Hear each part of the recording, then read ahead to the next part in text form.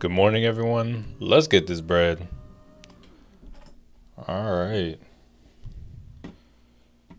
Yeah, let's see what's going on. So we got all this data this morning. Good morning, Mom. Top of the morning. Yeah, we got all this data this morning. Hold up. Let's refresh it. Okay. All right. Yeah, we got all this data. Jerome Powell spoke, but we haven't really got too much movement yet. Google is actually pumping, or Google is pumping. It's coming. It's coming for yesterday's high, and then SPY is kind of creeping up a little bit. Ken, top of the morning. Ryan, good morning. Thizzle, good morning. Tyler, good morning. Jeff, good morning. Should have bought puts on UNH a couple days ago. Yeah, UNH is it's down a solid amount. It's not one that I trade, but yeah, UNH. Yeah, this thing is down big. That would have been a nice move. And good morning, Natasha. Good morning, Mello. Top of the morning. So SoFi is in a range, or it's in a lower range. I think I have support being about like 1370. But yeah, this is the current range on SoFi for the day. So it's in a downward trend now. So we'll kind of, I guess, just watch out for that. Danny, good morning. James, good morning. Is that Francois? Did I say that right? Francois, good morning. Lucky J, top of the morning. Shalovsky, good morning. Let's see. Oh, drop that one in there. Yoko, good morning. Oh, cool. Francois, top of the morning. M says, good morning. Hey, no problem, family. Top of the morning, Cassius. How do you feel about June 20th? Hey, it's looking like calls might be the move. But also, I want to see kind of what happens because we put some liquidity like right here, this little high over here. We're taking that right now, so I kind of want to see what happens real fast with this candle because it looks like it might be a sweep of liquidity if we drop down on Google. That was a pretty aggressive sell now that it's come and taken out this high, so I kind of want to see what happens here and see kind of what happens to the trend. But it might be good for it. Might be good.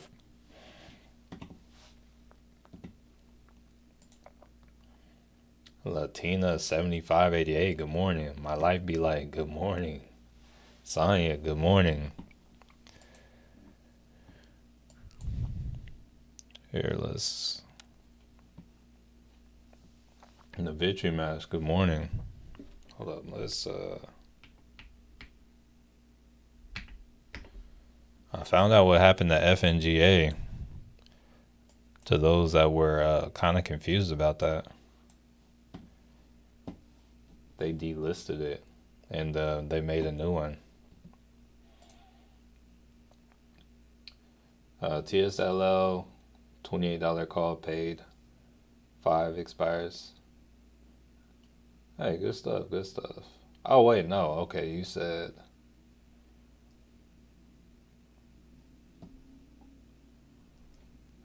Okay. Yo, so we're open in 1 minute. AC Wells, top of the morning. Christine tried to enter Discord last night with a 6-digit code, which worked, but said you were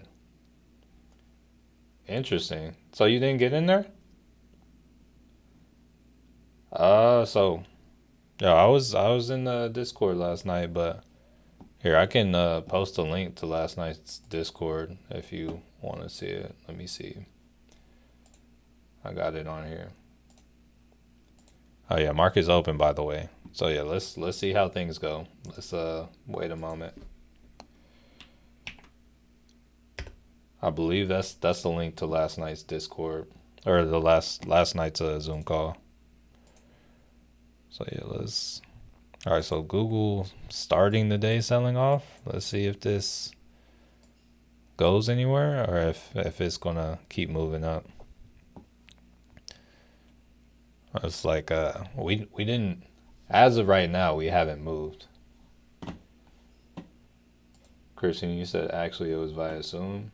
Um, well, whatever happened on Zoom, we there was a Zoom call, but that's the link for yesterday's Zoom right there at the YouTube video I just posted. George, good morning. Rodney, good morning. Master DRC, good morning. C Smooth, good morning. So what happened to FNGA is they delisted it, and FNG FNGB is the new FNGA. So yeah, you see, like it moves the exact same. It's the 3x levered, and then I also found out there is one to the downside. So if you go in FNGU, I believe. Hold up. FNG. There is one to the. Hold up. FNGD, my bad. That's the one to the downside. I was like, oh, okay. So yeah, there's a inverse as well. I was like, that's cool. Kareem, good morning. All right. Elegant Boom, top of the morning. Levi, I feeling all right. I'm really curious what's about to happen with the market. We got the SPY kind of pushing up. We got Google kind of pulling down a little bit, but yeah, I don't know what's going on. Still kind of waiting to see how or if anything is going to happen because as of right now, we haven't really reacted to anything. I see on the Qs we are on the downside of the trend line.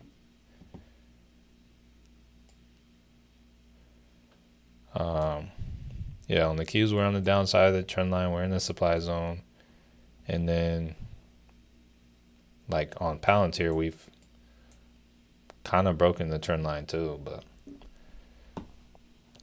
right now we're kind of chilling a little bit. All right, let's see. Nelson, good morning. D Scurv, good morning. Okay, so that's two of y'all talking about Foot Locker now. So I'm guessing they had some wild earnings or something. I hadn't seen anything. Okay, yeah, Foot Locker. Yeah, hold up. Foot Locker shares jumped 83% pre-market trading after a merger deal with the exporting goods valuing. Okay. Offering 24 or cash stock options. Okay, so yeah, they pretty much, like when it comes to Foot Locker, they're pretty much there. Like if you're looking at options on them now, the move was this right here, but now that they're at that, pretty much at that cash value, I'm pretty sure if you try to get options right now, it's going to be the same price. So it's like that was an incredible move, but in order to kind of capitalize off that, you needed to be kind of affiliated beforehand. So it's like I don't think there's going to be any benefit afterward to Foot Locker or like getting in afterward to it.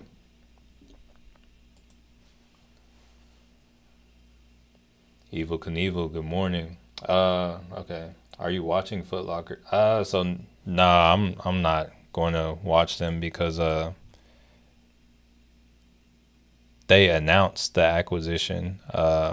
So I think that means it's going through. Like I don't think there's anything. I don't think it's a rumor. I think it's a deal. I think it's a fact.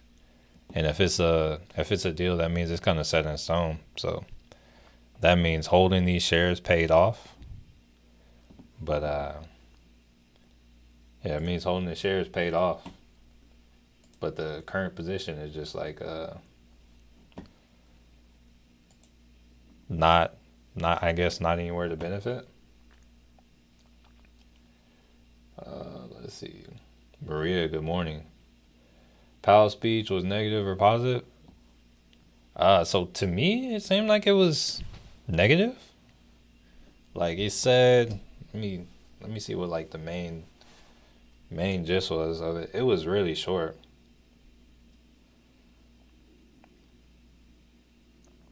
I lost the headline, but he said something like I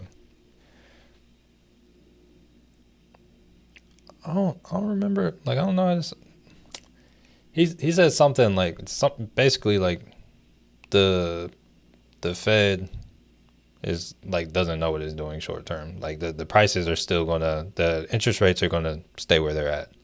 So that's kind of negative. People want the interest rates to be cut. Waleska, good morning, good morning. Dick's bottom. Yeah, that was a move. Netflix is moving good. Let's see. Let's check it out. Yeah. All right, yeah. This is more of what I wanted to see from Google. Let's see if we can get like some continued this from Google, because that put I grabbed yesterday. Let me see how it's doing. All right, now I'm only down 4% on it. That's good.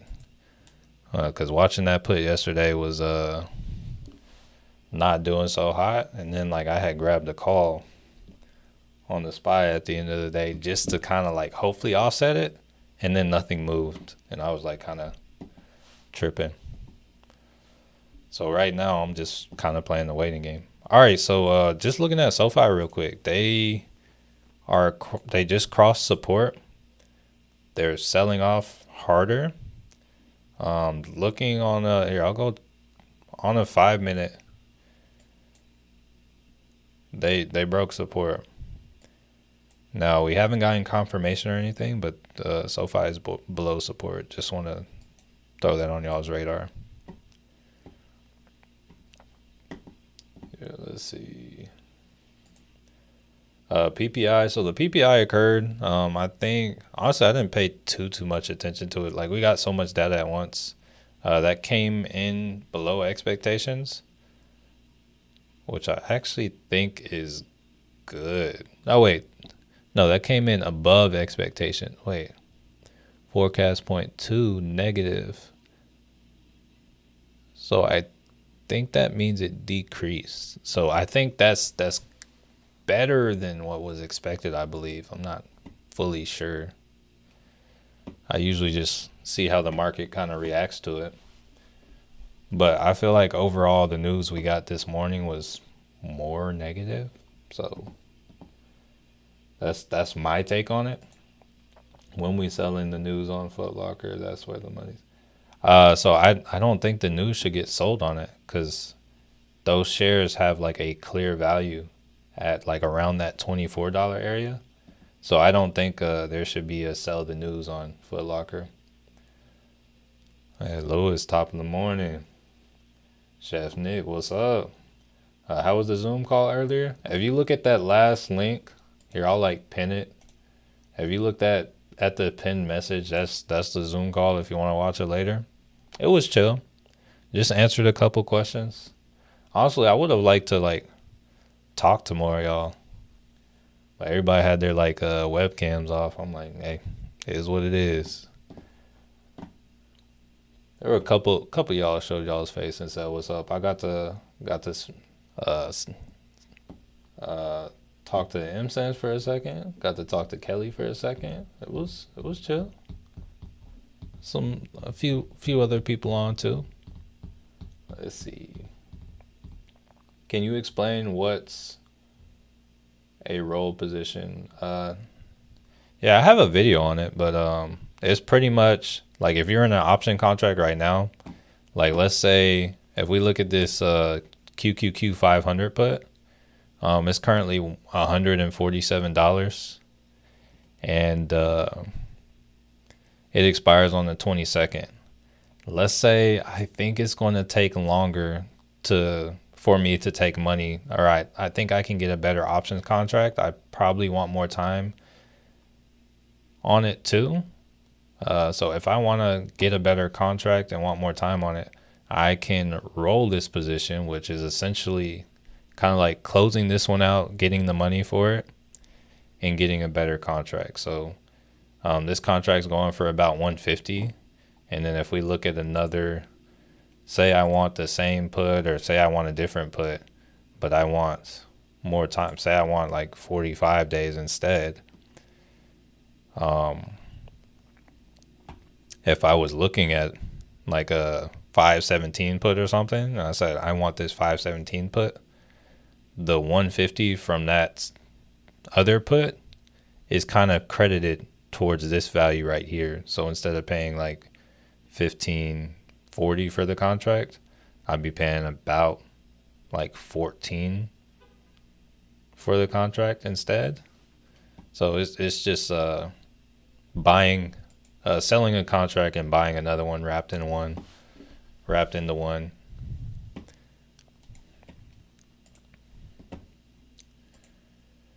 Okay, let's see.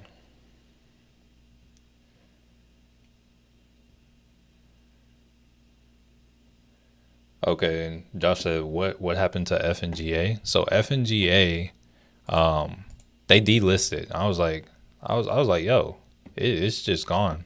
But so now FNGA is FNGB. All right, so we got the same movement that we had from FNGA. So you still see it's 3x leverage. Yeah, from that little low we made, still got the crazy return on the FANG stuff.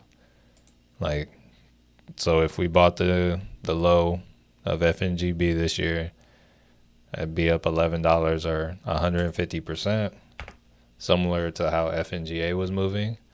So this is FNGB. This is the new FNGA, and then there is also FNG. Think FNGD. So if you want to trade it to the downside, like if you think it's about to go down, it'll kind of come up from that.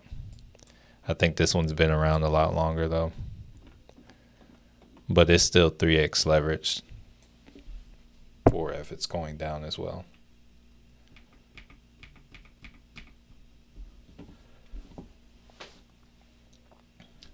Do you think Hood will bounce back? What's Robinhood looking like right now? Honestly, you'll have to see on the day. Like, I'm still trying to see how the market's going to digest this. I don't know what's going on right now. Honestly, if I'm being completely real, I'm like, but like kind of the range on the morning. It's like everything is still in this kind of pre-market range. So, like it's like you got a good amount of selling pressure here, but first off, this is this 13 EMA is a pretty good level for it to hold up to, and it's currently like chilling below it though, or it's currently like holding above it. So as of right now, it's like I would say yes, it could, but it's like right now we just need to wait. Oh, you said where's the poll? Here, let me do that. I got here a little bit later today, so let me put that in.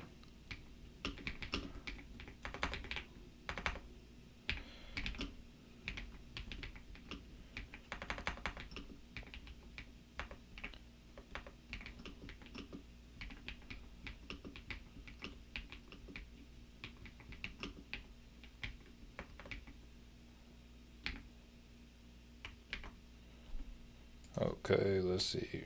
Red.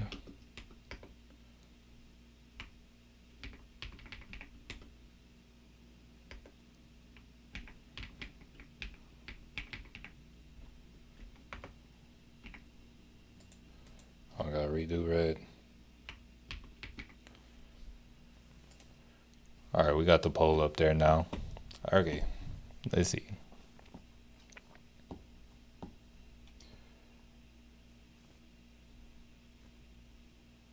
All right. Where? Hold on. I think I'm missing some comments now. Okay, wish you were there too, Josh. Oh, that would be cool, Kelly. Hey, no worries, Master DRC. I tried to get into the Zoom and missed the time. Oh, wait, you said 8 p.m. Eastern Standard. Yeah, that's the. I think there might have been an issue. I feel like some people, yeah, I feel like you're not the first person who said they, because that's when it was. Yeah, it was 8 p.m. Eastern Standard, 7:30 Central. So yeah, that's what time it was. I think there was like some kind of issue then. At you, top of the morning. Thinking about grabbing a 596 call on the SPY for 16 bucks. Expires tomorrow. Tomorrow. Thoughts on that? Uh, I don't know. Right now we're in this range. I really want to see us like break a direction. It's like I feel like I personally feel like bearish on things. But so my thoughts personally, I would be like I would say wait, but it's like if I had to grab anything, I would grab a short right now.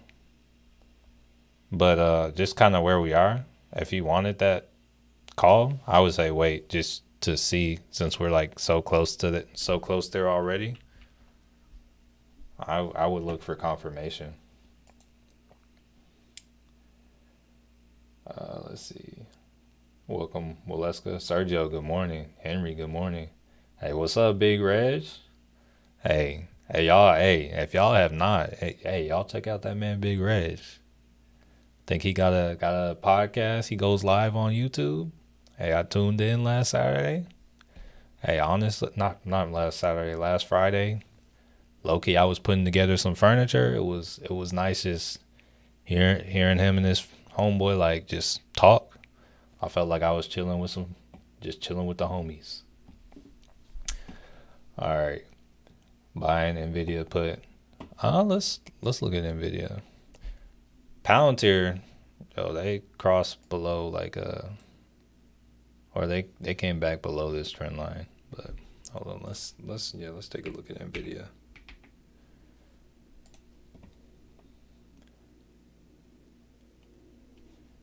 Okay, so Nvidia is is in the supply zone, is oversold.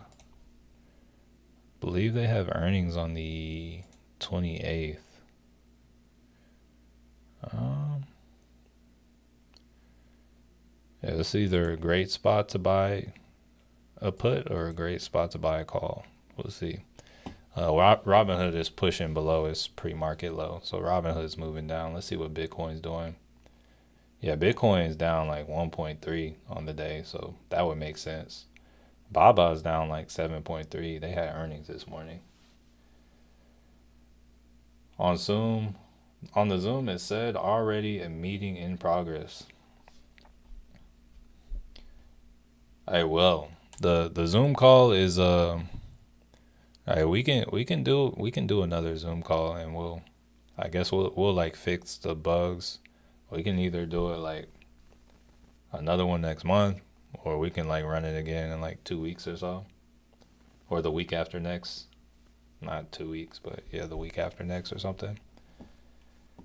And we'll make sure we got all the kinks out,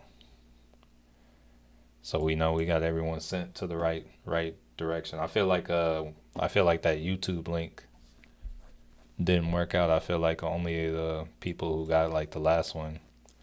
And I prefer to have it where you can just like click on it and already be there.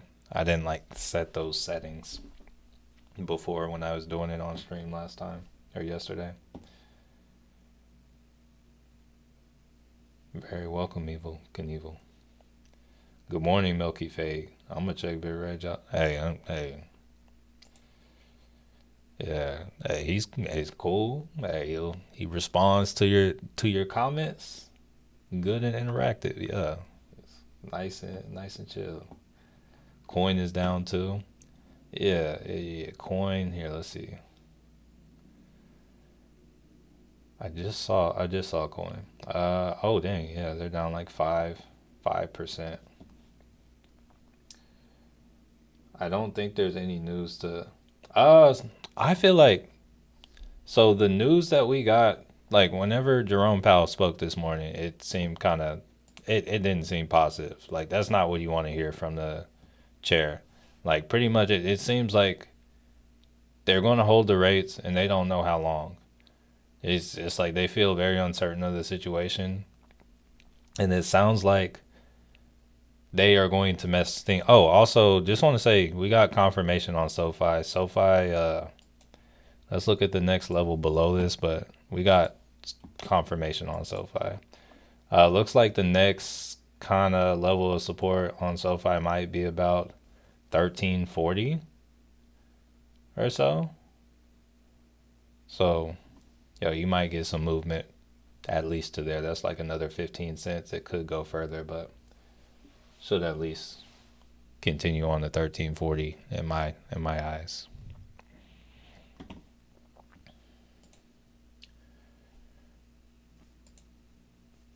But yeah, I personally would say, wait, Jerome is letting politics get in the way. Trump will probably. Hey, we'll see. It's like I don't. It's like I don't think Trump can, but yeah, it's like yeah, I think Jerome is going to respond too late, and it ultimately is going to be is not going to be good. Every market in the world has cut via.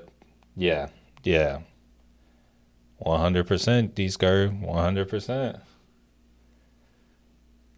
I mean, honestly, yeah, the like the Fed having control over our money, they're not even like a.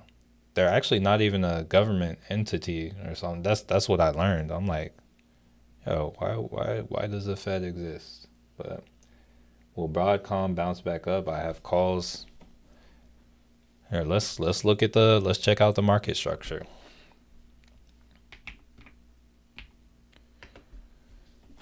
Just a random thought, but how do you get from Broadcom or AVGO to how do you get to Broadcom from AVGO? What brings that ticker? All right, so yo, they got a strong turn, very strong turn. Let's extend this. So I would say they can fall some more and still be respecting that trend line. They are at the 4 EMA, the 4 hour 13 EMA. So it's like I would watch that first, but they can fall some more and still be kind of in line.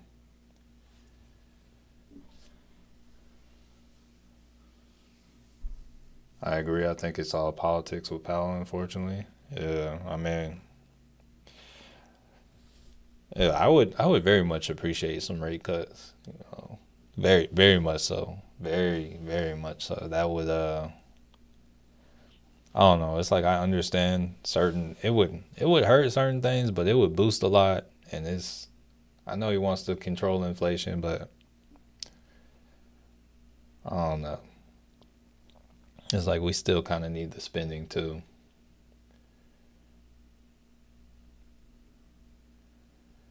Private organization not good for and the Fed and the IRS is the IRS a different entity too? Honestly, so my thing with the IRS, so it's like I would be cool with not having the IRS, but to those of you like who like love the like the what is it? Like all the benefits like the social security and like all the government kind of benefits, the government kind of aided things. Like when it comes to the IRS, hey, know that like there would be like no money to the no money coming into those things, or the money would be like greatly reduced if the IRS wasn't a thing. Because it's like I'm being real, even with me, it's like I would not care. I'm like, oh no, I don't need to report that. Like there would be a lot of income not reported because I'm like, yo, And that's too much work. I don't feel like reporting that. Or it's like so much like, oh, I sold this. It's like, oh yeah, I just made a couple thousand from this. Oh nah. This isn't my job. This is just something I did casually, but it's like I'll have a multiple of those transactions. And but I will say, like, they need to be more efficient. Like they need to. It's like they're probably paying too much for little things, but I don't know. It used to be a Vago. Oh, I remember that. Okay. Hey, thanks for making it make sense. Broadcom or not Broadcom? D-Scurv does a $13 I don't know. Let's see. Hold on. Let me see. Let's. What is it? SoFi.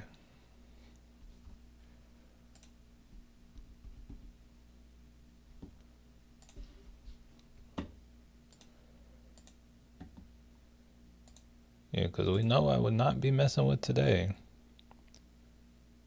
Oh, that's a call. I was about to say. Delta. I mean, it has potential. Yeah. I mean, yeah, it could. Just depends on kind of what happens. Like right now, I would say it looks cool. Like just thinking, even if we come and close that gap down to 13, it's like it would be up a little bit.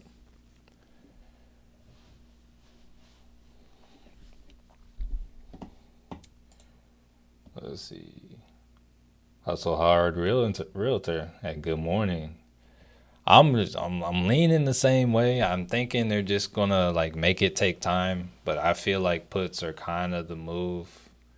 I'm feeling like, but also we're kind of just waiting. So I got that Google put from yesterday.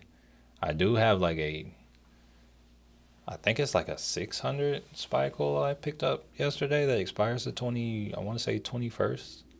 I paid like 41 for it yesterday. But that was just like, I didn't know how this morning was going to go. So if it went crazy either direction, I was like, yeah, hopefully I'm hoping for the Google to play out and move down. But if it doesn't, then I was hoping, yo, we went crazy and like gapped in some direction. Two companies merged in 2015. I used to sell both back in the day. Okay, D Scurv, I see you got some history. Okay, got some history. That's the year I graduated high school. Can we see you history on Robinhood? What kind of history are you trying to see? And this account right here, this isn't mine. This isn't my account. This is my wife's. So I can't show it, and whenever it comes to my phone, I can what is it?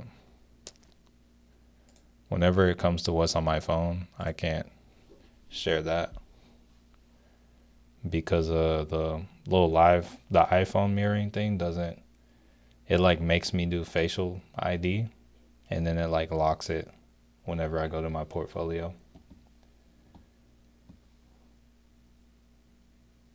I don't need someone else governing my life. Protect your rights, leave the rest alone. Hey, I feel that. IRS is wildly. Hey, I feel that. Yeah, they be going for all the wrong people. All the wrong people. Will, top of the morning. Evil Knievel. Trading history. I was like, I can probably show screenshots, but I can't pull up all my trading history.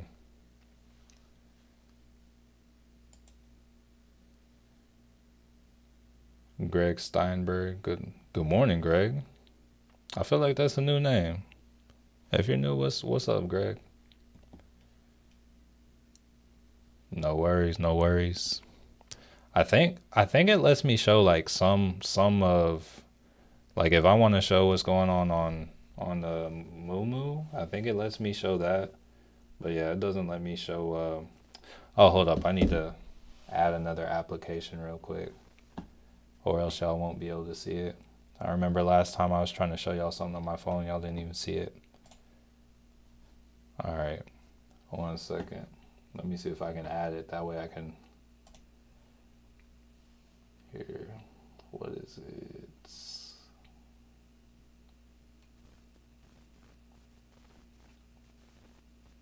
Audio browser. I think it's like maybe screen. Okay. Oh, hold up.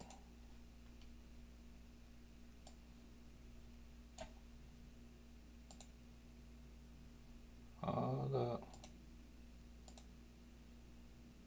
Hold up. We got. What is going on? I think I messed it up.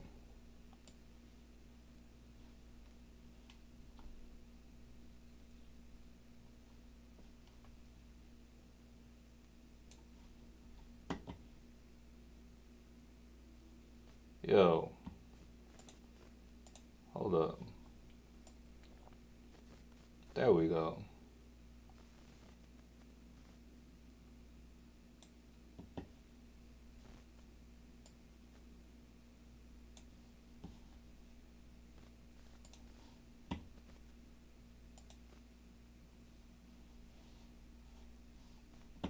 Wait, I lost my stuff.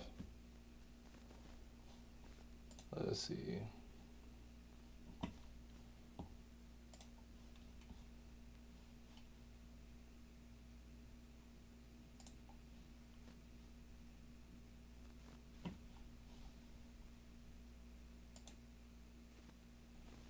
Hey, I'm a newbie and I want to invest. What's the best investment platform to start with? Um, do you have one at all? Me personally, like whenever it comes to showing new people anything, I personally like the easiest, in my opinion, is going to be like Robinhood. It's going to be the most seamless. It's the friendliest interface. But like as you advance, you might want to get into other things. Hold up 1 second. Need these markets to pull back from here. Yo, we got the SPY and the Qs moving up. We got Google moving down. I don't know what's going on. We're we're just gonna sit here and be patient. Oh, not yet, nothing. I would say like Robinhood is gonna be the easiest for like just getting stuff done. It's gonna be the friendliest. It's gonna explain stuff to you the best in my eyes. It's like the simplest to use. I think that's like Robinhood is what got me investing in. That's what kind of what is it? That's what got me to it. Hold on, I'm still moving this screen around. Let's see.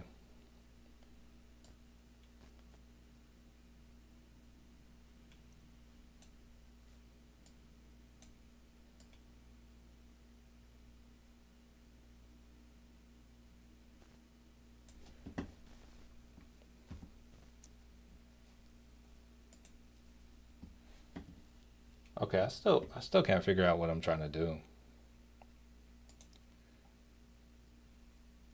I used to be able to. Let's,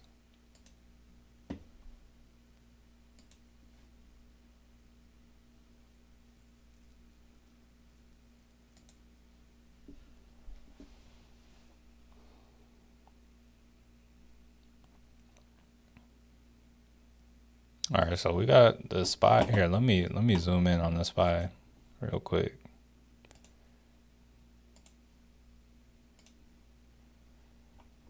All right, so I remember Evil Knievel, you asked about a spy call. We haven't fully gotten confirmation yet, but that's like we might get confirmation.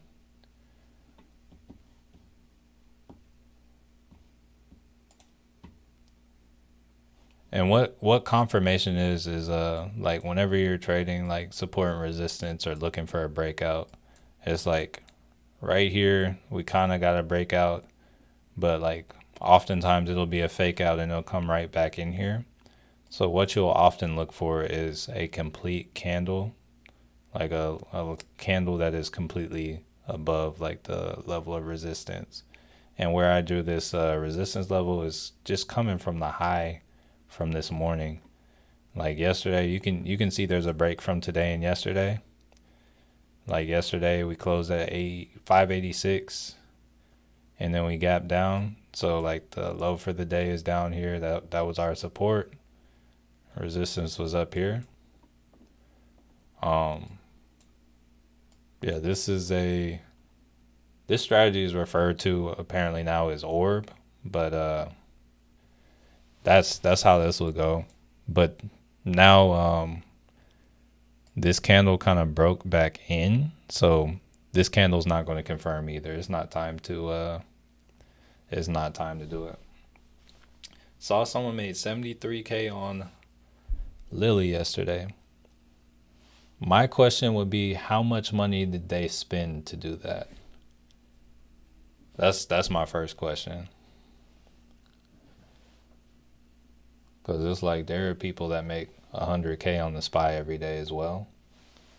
But it's like it's like 10% of what they're trading with. Here, I'm just curious how it moved though.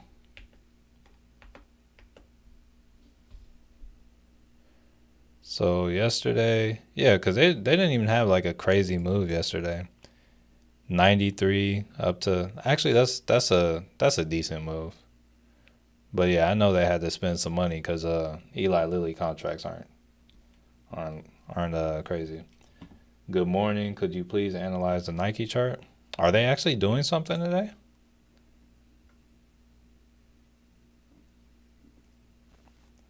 Where is Nike? I mean, they're up, but it's not like too much going on. Cause this is a stock I own. Honestly, I don't know what to say about Nike. Like, I can give you like the current range, but beyond that, there's not really much else going on. And like, you got support like 60.55. I'll say resistance like just under 63, and yeah, I would just watch for a break of one of those levels, but there's not really too much going on with Nike. Unless you want to like play the levels. It is a good movement up on the morning though. Wells Fargo raised its price for Nike shares to 60 from 55. I think Nike is a good buy right now in my opinion. Exactly, it's like being at a poker table where the minimum's 10K. It's all 100%. Like it's like if you were trying to make 1% on your trade, it's like if you got $1, that's a penny. But if you try to make 1% on a million, what's that like? Wait, hold up. I think that's like that's like 10,000. I want to say. I think something like that. Good day to DCA, SoFi. Hey, I'm doing it whether I want to or not. Unless I like cancel my dollar cost averaging. But yeah, I'm DCAing into SoFi. 10K? Okay, cool. Yeah, it's like If I take the paper, if I get some paper and like write it down, it's like I got the exact number for you, but I'm just thinking zeros in my head. It's like sometimes they get lost. But yeah, 10K, yeah, that's like. But also like, if you're trading with $1 million, like what's 10K to you? I don't. 10K is good money though. Yeah.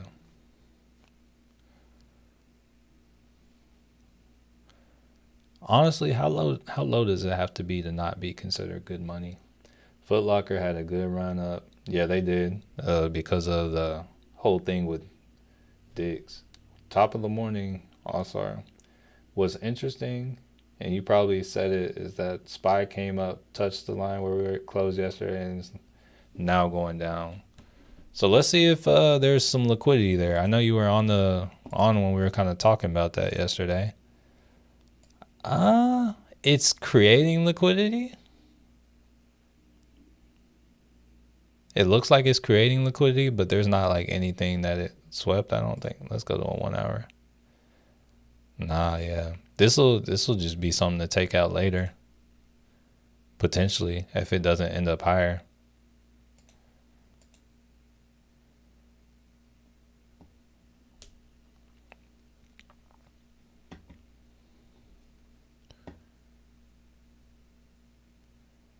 Or I mean, there was some liquidity over here actually. Well, that's on a 10 minute. Let's go to a 5. Yeah, we had some liquidity right here. I have no idea. No idea. Hey, we're just talking. We're looking right now. I still can't figure out what I was trying to do. I was trying to show my phone. Like, now that I think about it, I'm not sure y'all have ever seen my phone when I tried to show it to y'all. Media source.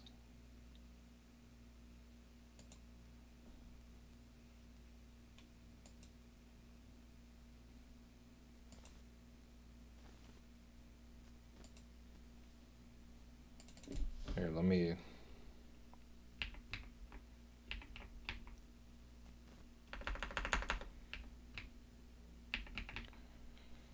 I'm gonna figure this out while we're right here, just chilling. That way I can share some things with y'all. There was one day I thought I was like sharing a lot with y'all, and then y'all are just like, oh yeah, I can't see anything. What is this? No.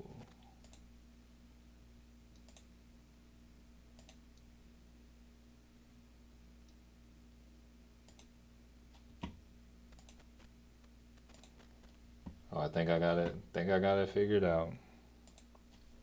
Okay.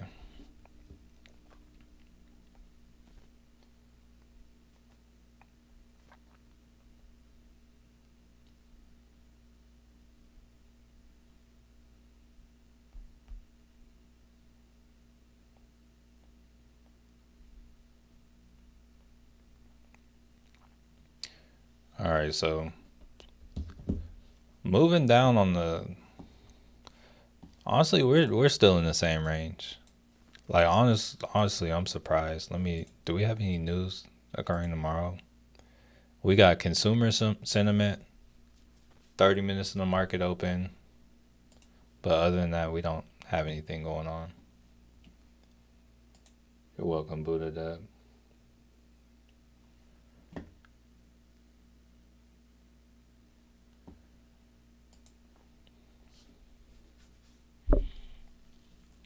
I don't know what to say. I feel like I want to share something with y'all, but I don't know what I want to share with y'all. So I'm just looking right now.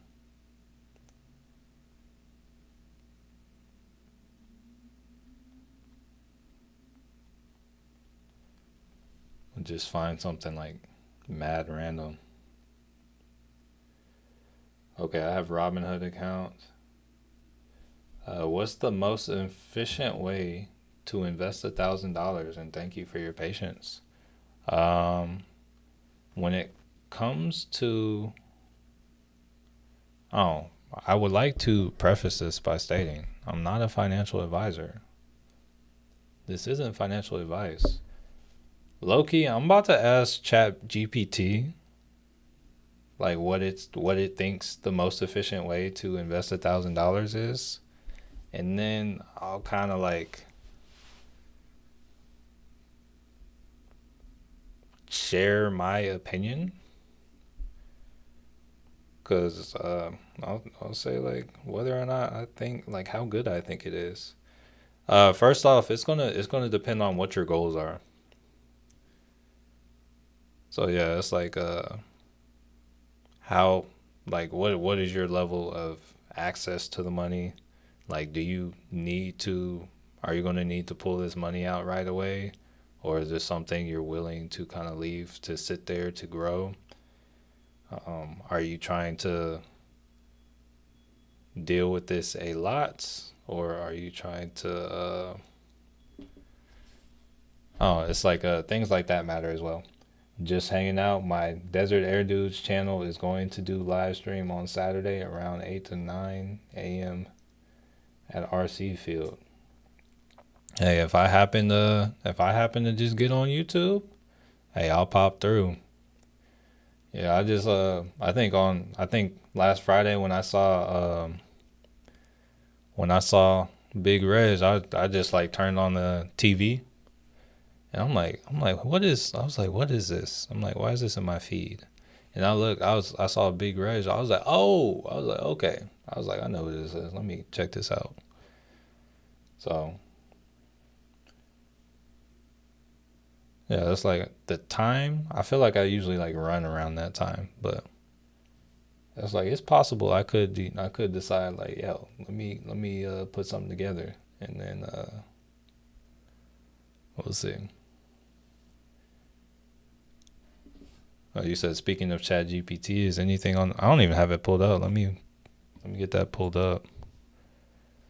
Let's see. I gotta pull up a new.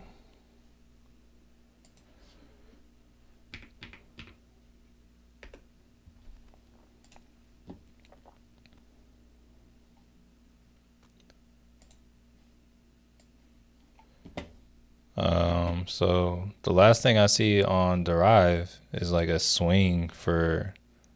call swing for SQQQ. Okay. So that's saying it says within 5 days, it's thinking it can go up, and it's targeting the $26 strike.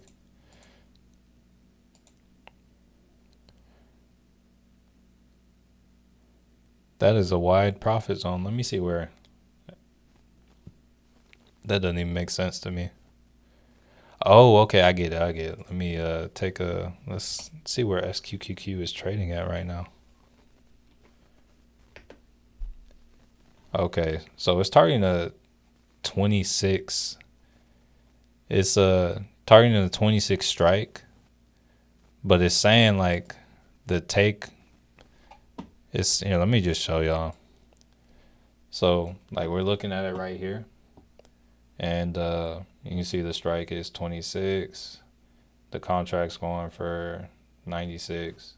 It's given a June 6th expiration, and it's saying the profit target zone is like the lower end is 32.49 up to 40.94. So if we look at that at 26, it'll be in the money. 32, it'll be up here. But it's saying the range is anywhere from here to here. Let's see what that would look like on the Qs real quick. Here, we'll swap this out. Let's go. What's this, a 4-hour?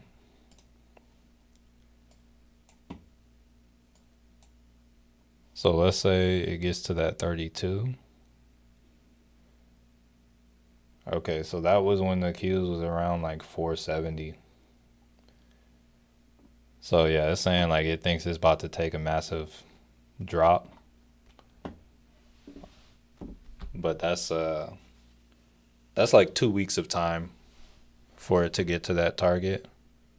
I mean, if it's right though, Hey, let's add that. Let's add something like that in. Let's add that contract or whatever. Let's go SQQQ. Yeah, because that one looks interesting. This is one that would really kind of grab my attention.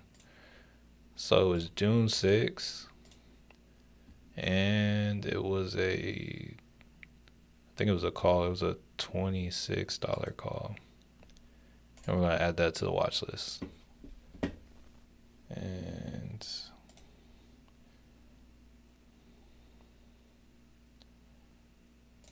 there we are. So yeah, we'll kind of keep track over that over the next couple weeks or so, or unless we get a huge drop, we'll see. That one's kind of interesting though. That's what it's about, having the money to let it grow. My channel is about how to save and grow money to invest. Big Reg, I've never used E-Trade.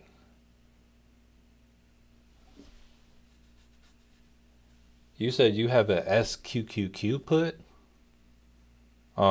Josh, if you have, oh, okay, okay. I was gonna say if you have a SQQQ put, I'm like, you want something else, but okay, I see it. I'm not in yet. SQQQ call or put. So it says it's a call on SQQQ, but it's a it's a swing, like, yeah, it's a swing trade. So puts on QQQ. There you go. Yeah, there you go, D squared. Way to clarify things. So let me get back to asking Chat GPT that question. Let's see. What's the best way to Oh, hold up. Oh, invest. Uh,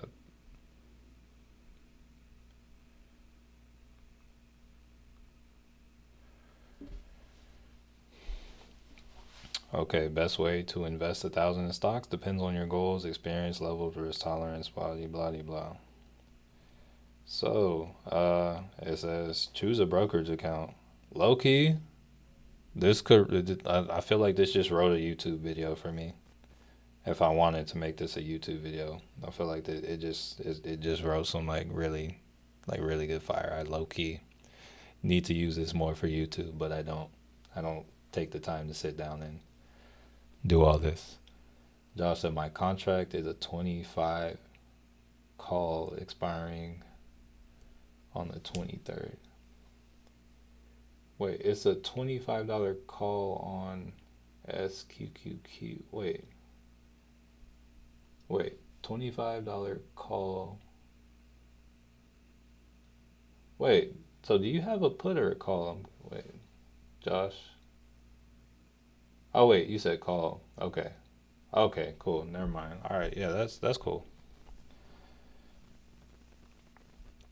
All right, so I'm gonna read what it says. So it says diversify with low ETFs, low risk, long term growth. VTI, VOO, SPY, and it says 70 to 100% into those. And honestly, yeah, I would do that. Like yeah, 70%. So taking about $700 of that 1,000, and like I would set that to. I would probably, like, looking at this, I would take like the first 500, throw it in now, and then I would set the other 300 of that 700 allocated for the SPY or the VOO. I would set that to kind of dollar cost average into it. So it's like I might set it where it buys like, I don't know, $10 a day, $20 a day, something like that. And that would be the 700. And then, like, when it comes to like riskier stuff, it says consider individual stocks if you want more risk. For me right now, I like SoFi, I like Google, I like Honest, I like AMD, and it's like I want to build my position up in those. And I specifically like Honest and SoFi just because I think they can be a lot more later. But there's that. Then it says, yeah, it talks about dollar cost averaging, like reinvesting dividends, stuff like that. Danielle, good morning. SoFi dipped. There should be some money makers in the. Yep. Missed Zoom had the wrong time. Uh, Danielle, just so you know, the Zoom. Let me check on. Let me like double check and make sure. Yeah, that Zoom link, the link, the pinned comment in this in the chat, that's gonna be the Zoom link. Like low key, when I got on that, or I guess it's high key. If you watch that video, it's like when I start that call, I'm like, yo, there's like no one here. I'm like, yo, I'm gonna just go through and like start talking, and like I don't know, at least we'll have a video. Cause I was like, yo, if you have any questions before we if you're not gonna make it and you have any questions, I was like, yo, type it right here. We had one question. I was about to go in on that. Do you think SoFi will break through this liquidity and come fill the gap today? Let's see. Honestly, that's going to be a 100% opinion question. But I was saying, honestly, yeah, I don't know about fully filling the gap, but I was saying SoFi should at least come to like 350. But I don't know, like, or not 350. I was saying it should come to at least 340. Filling the gap. It doesn't necessarily have to happen today, but I think there's a good chance.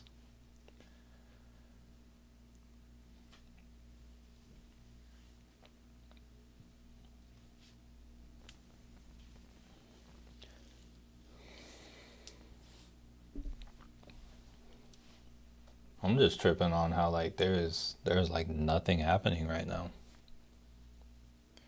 I mean, we got SoFi is coming down, but I feel like nothing else is moving.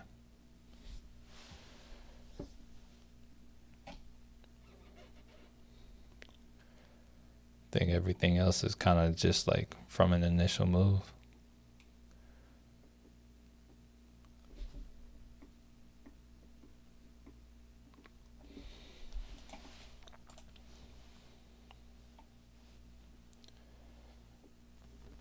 But often, like when you think about it, here let's see what we look like on some different time frames. So, like looking at the SPY on the 4 hour chart.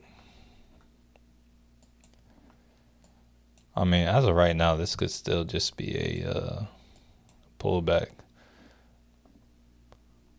Here, let's go to the daily. Hold up, let's see what yesterday's candle looked like real quick.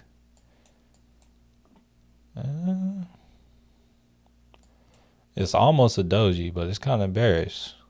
Like I don't look at the daily chart too much, but this candle like leads me to think like, yo, it's a bearish. It's bearish, and it's like it should send us to fill in this gap over here. But I don't really look at the daily chart like that.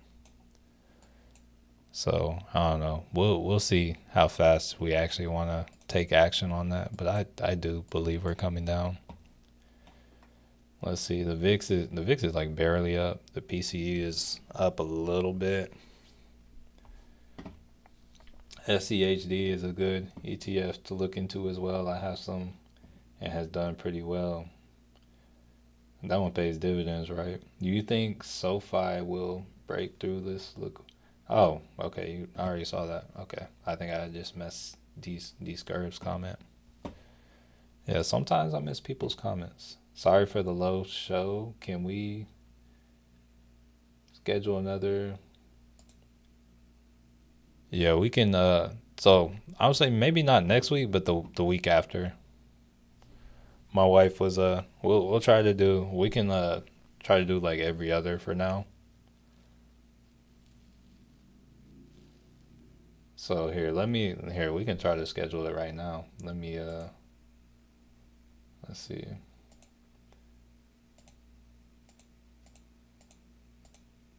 Let me check my calendar real quick.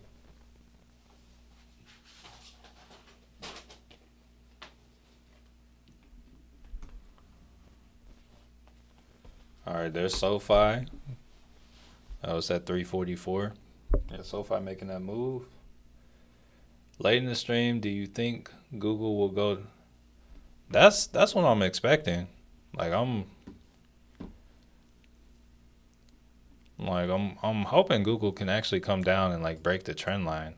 I'm thinking everything's gonna sell off, but I think they're trying to just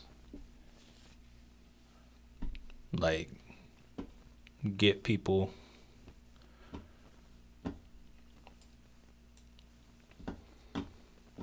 If we get a day and time, then we can promote with this YouTube family.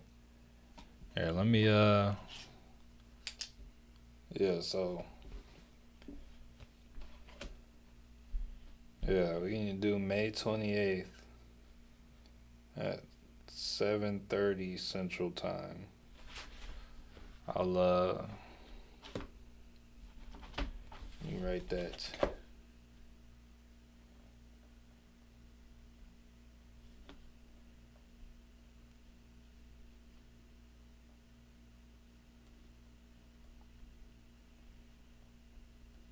Oh, I am extra hungry. Let's see. Yeah, let me schedule it again. Schedule. All right, let me go through and actually change the settings real quick. So, yeah, May 28th. And we'll do 7:30 Central Time.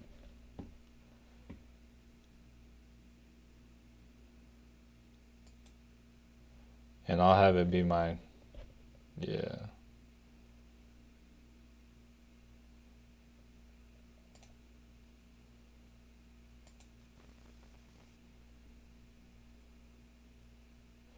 Yeah, and I'll turn off waiting room because that personally annoys me when we have that little waiting. Okay, something just went off. Oh, Palantir is crossing some kind of level. Let's see.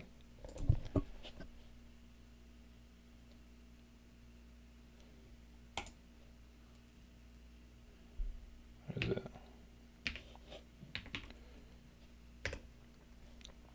Okay, Palantir is testing its support for the day. Let's see. Let's see if we get an actual break or if, like, we already broke the trend line this morning. Let's see if Palantir continues to go for it. All right, SoFi is below that is hit that next target. I would say next kind of level here for SoFi is going to be about 1320, maybe 1312, that 1312 range. If it continues on.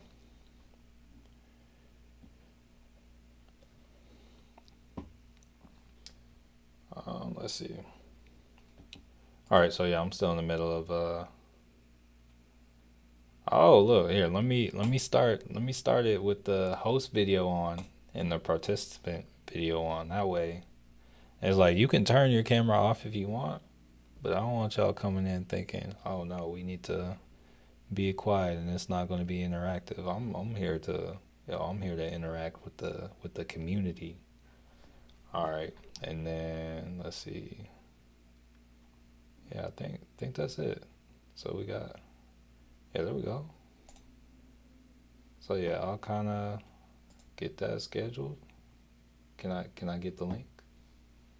Where's the link? What happened to Zoom? It just disappeared. Yeah, I was trying to get the link for y'all, but it like disappeared. Oh, let me.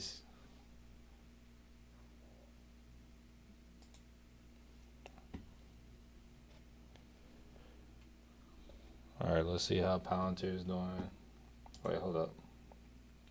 Okay, you said okay. I did a 6/6 SQQQ for 5 contracts. Okay, let's hope it does well. Wait, you just got Robinhood and you're already approved for options? That's wild. It's crazy because people like will message me on those videos and say, "Oh, I can't get approved for options." If you just got approved like that, then I don't understand like how people aren't getting approved. Let's see.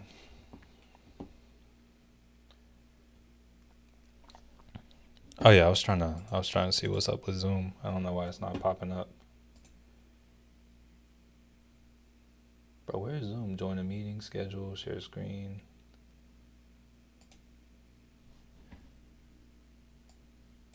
Bro, why is Zoom not popping up?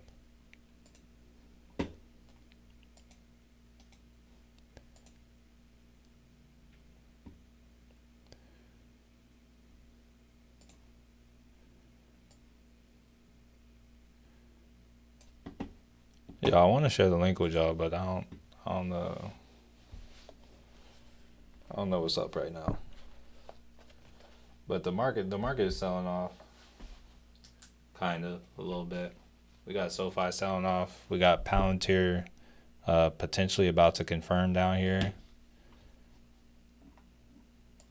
We got a lot of consolidation on Google down here. Here, I'm gonna move this. Actually, no, we'll keep that back.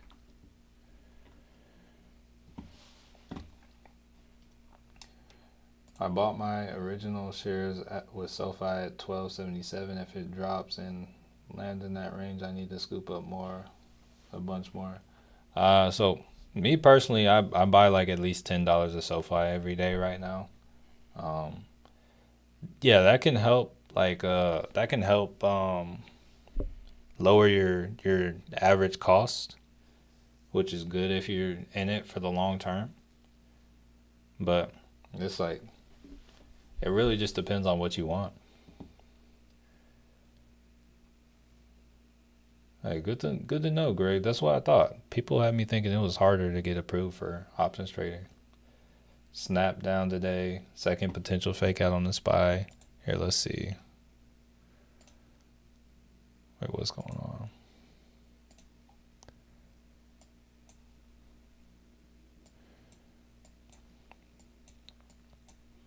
Yeah, we'll see. Right now, SPY is still like showing an uptrend, but yeah, we'll see.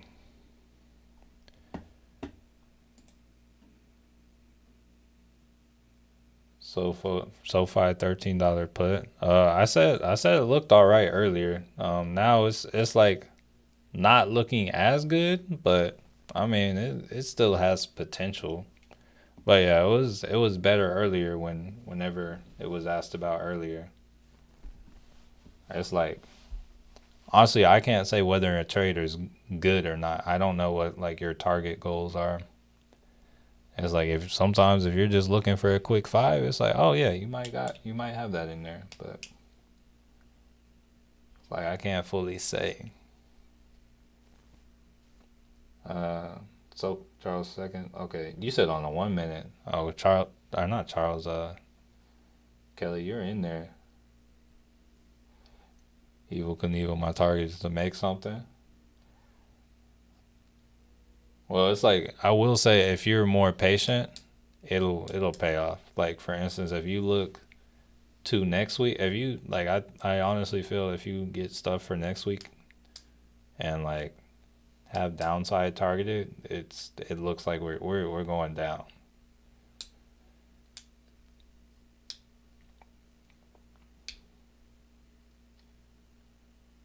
Let's see.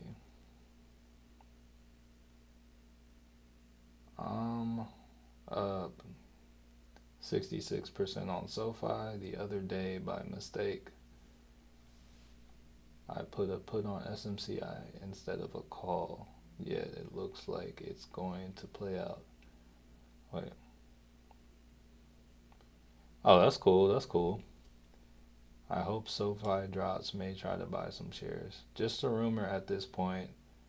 I have not seen news yet, but Tesla apparently is putting off. Interesting. No, I have not. I have not. How many shares do you own? You're talking about SoFi? So right now, I think I'm at like 20. I have a limit order because I took profit around like 13 because I thought SoFi was coming around or coming down again. So I took profit around 13 and I took the money and I put in a limit order for around 9 on SoFi. But right now, since I've taken the profit around 13, I've accumulated 20 shares of SoFi.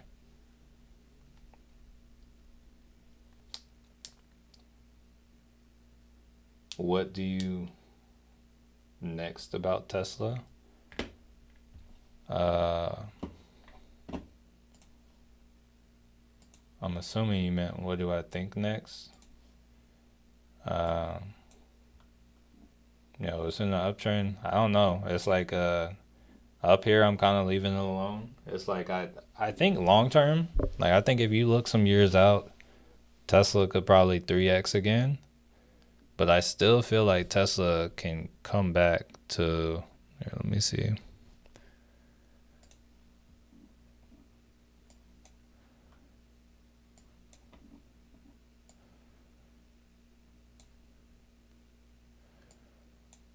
I don't know. Something in me still feels Tesla can come back sub 2. And that's probably when that's all probably, like I may miss out. I'm okay with missing out. But I feel like Tesla can come back to sub 2 at some point. And that's when I'll be a buyer again. Always late to the party. Hey, it happens. Oh, snap. Okay, so I give myself $250 each day to trade with. Not a lot, but I'm still learning, so I'm trying to manage my losses. I like the idea of continuing to invest money to build shares. Oh, no problem, Greg. Oh, no, and it's like honestly, if I don't know if you're adding 250 a day or if you're just using 250 a day. I would say if you're adding 250 a day, for me personally, I would probably take like 50 of that and use it for options. The other 200 like building up a position in something. Cuz once you have 100 shares of something, you can sell calls, sell puts, or you can sell calls against the contracts or the shares that you have and make money from those. And then if you have the money, like the cash in your account to buy 100 shares, you can also sell puts and get paid to buy stuff. So it's like over the long term, it's going to pay more to have shares, but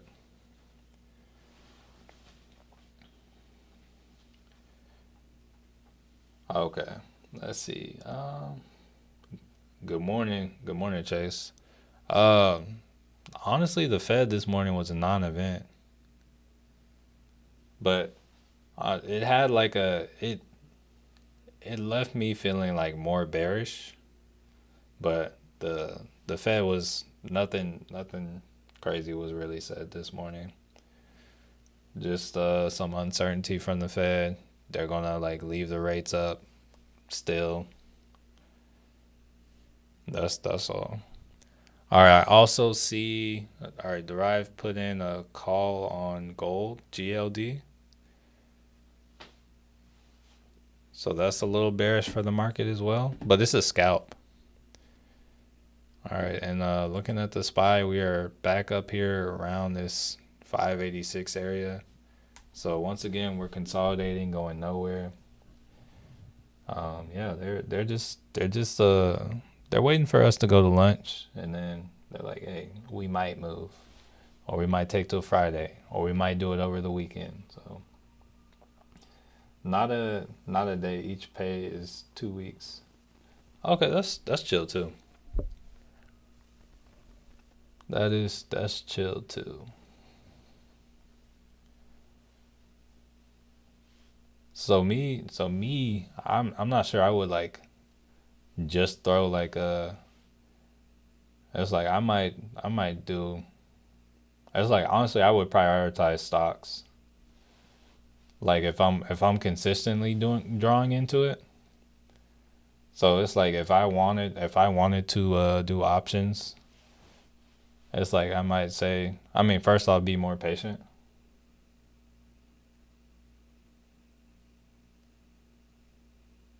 Oh, you said honestly, the swings have been amazing if you're scalping.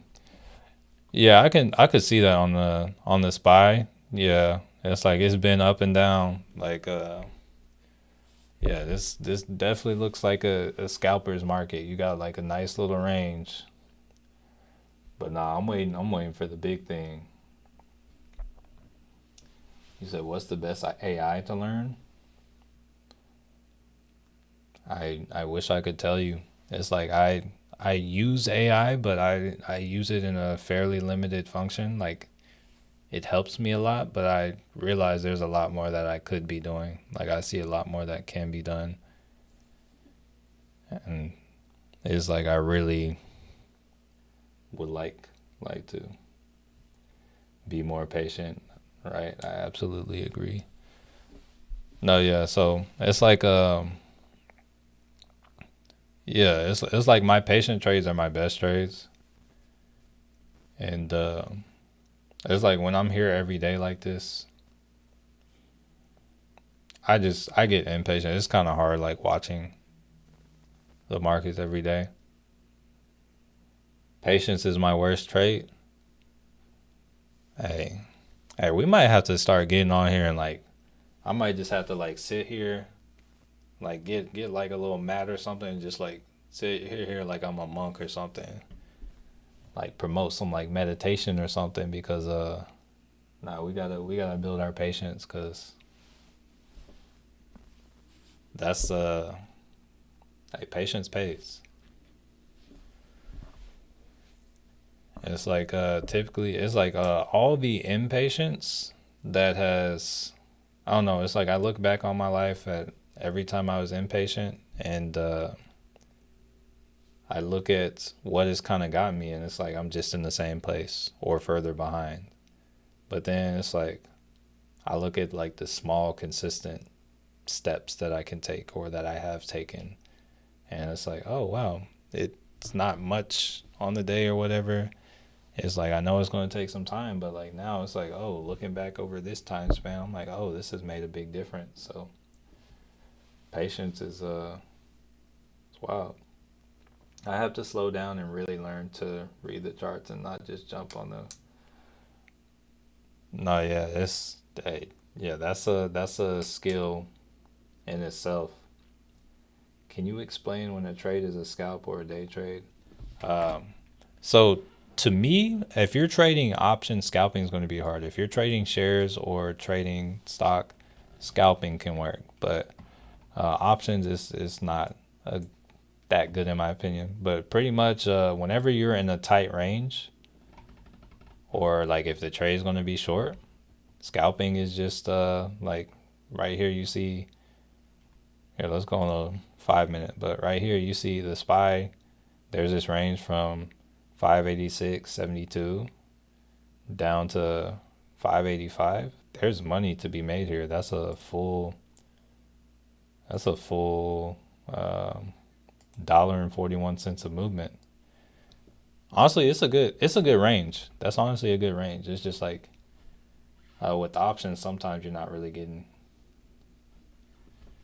the full movement. So it's like whenever you're scalping and you have a range, or whenever you're scalping and just getting in and getting out, or whenever you're scalping, you're just getting in and getting out. Like the trades they take less time. Where is it? A day trade. I mean, a day trade is still within it. A day trade is any trade that's bought and sold in the same day. So technically, a scalp is still a day trade. It can still be a day trade, but you know, you're just typically like on average, a day trade is going to be longer than a scalp. Like if you look from where we opened, okay, we opened right here. Honestly, we haven't done anything. We opened at 585.54. We're up like 50 cents from where we opened. But yeah, day trade it can be more of a ride. It's a fruit of the spirit. Yes, love, joy, peace, patience. Yeah, all that good stuff. Can you check out DG? Okay. Appreciate that, Evil Knievel. Let's see.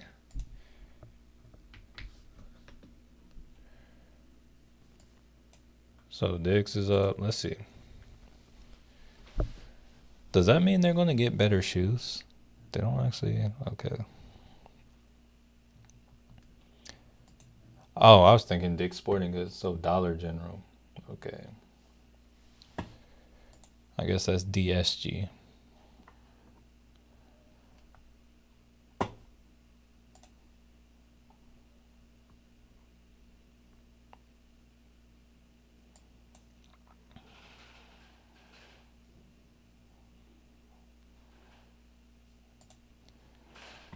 I don't know. There's not too much I see right now.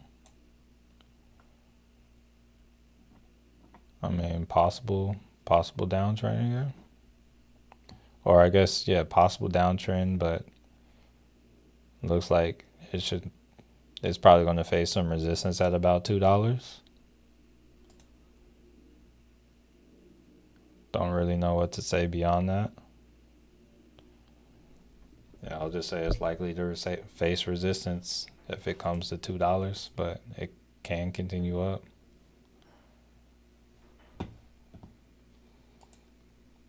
Just made 20 off that exact play. Nice. Is SoFi too late to get into?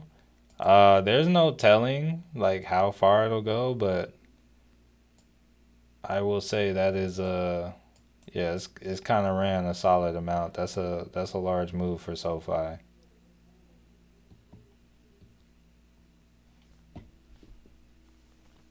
Like this is not anything that I would it's like if I were trying to get in SoFi, I would look at this downtrend. Like let's see what it looks like on a 30. I would try to look at this downtrend right here. And the next time I don't know, it's not as smooth as I thought it'd be.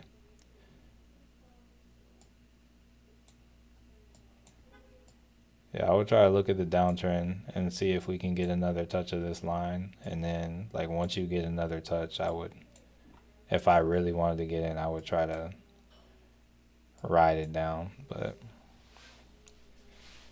yeah, it's like you don't want to get into something at its strongest point. You want it to kind of, like, slow down or get in on a pullback. Can you sell options when the market is... No, you can't sell options when the market's closed on anything. Well, actually, with like certain ETFs like the SPY and QQQ, the market closes at 4 p.m. Eastern Standard Time.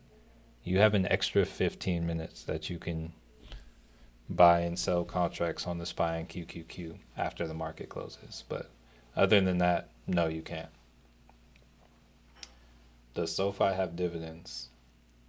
The app, the banking app, yes, it has dividends. The stock itself, no, it does not. When I think of SoFi, I think of it as a like extra, like super early days, like what I'm hoping can be like a JP Morgan or something like that. That's how I look at SoFi. Apple is trying to come back.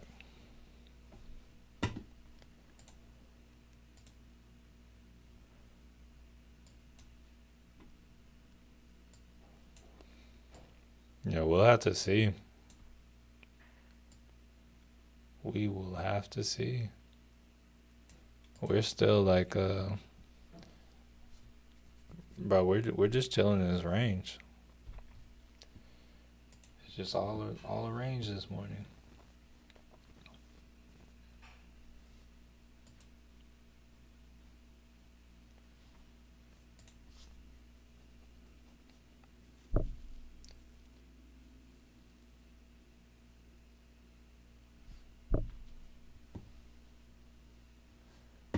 Hold up, this has been here for a little bit, but the last time they did this, they threw this on there. They kind of killed it. Like this thing like went over 2,000%.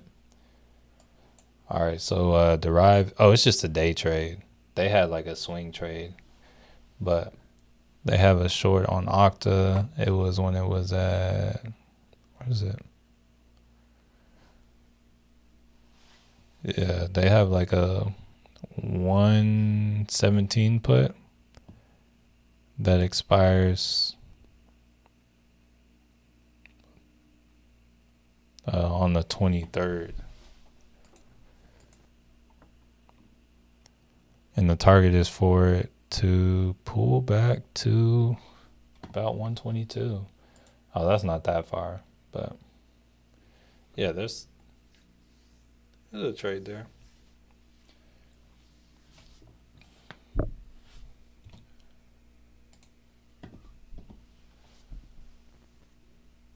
Alcatraz Sika is calling all lurkers. Oh, yeah. Friendly reminder. If you can hear my voice and you haven't smashed the like button, this is a great time to do so. It will save us from a life in prison. Thoughts on a SPY put or call? I would like to see some sort of breakout right now. The SPY is in an uptrend, but we are yet to get a breakout.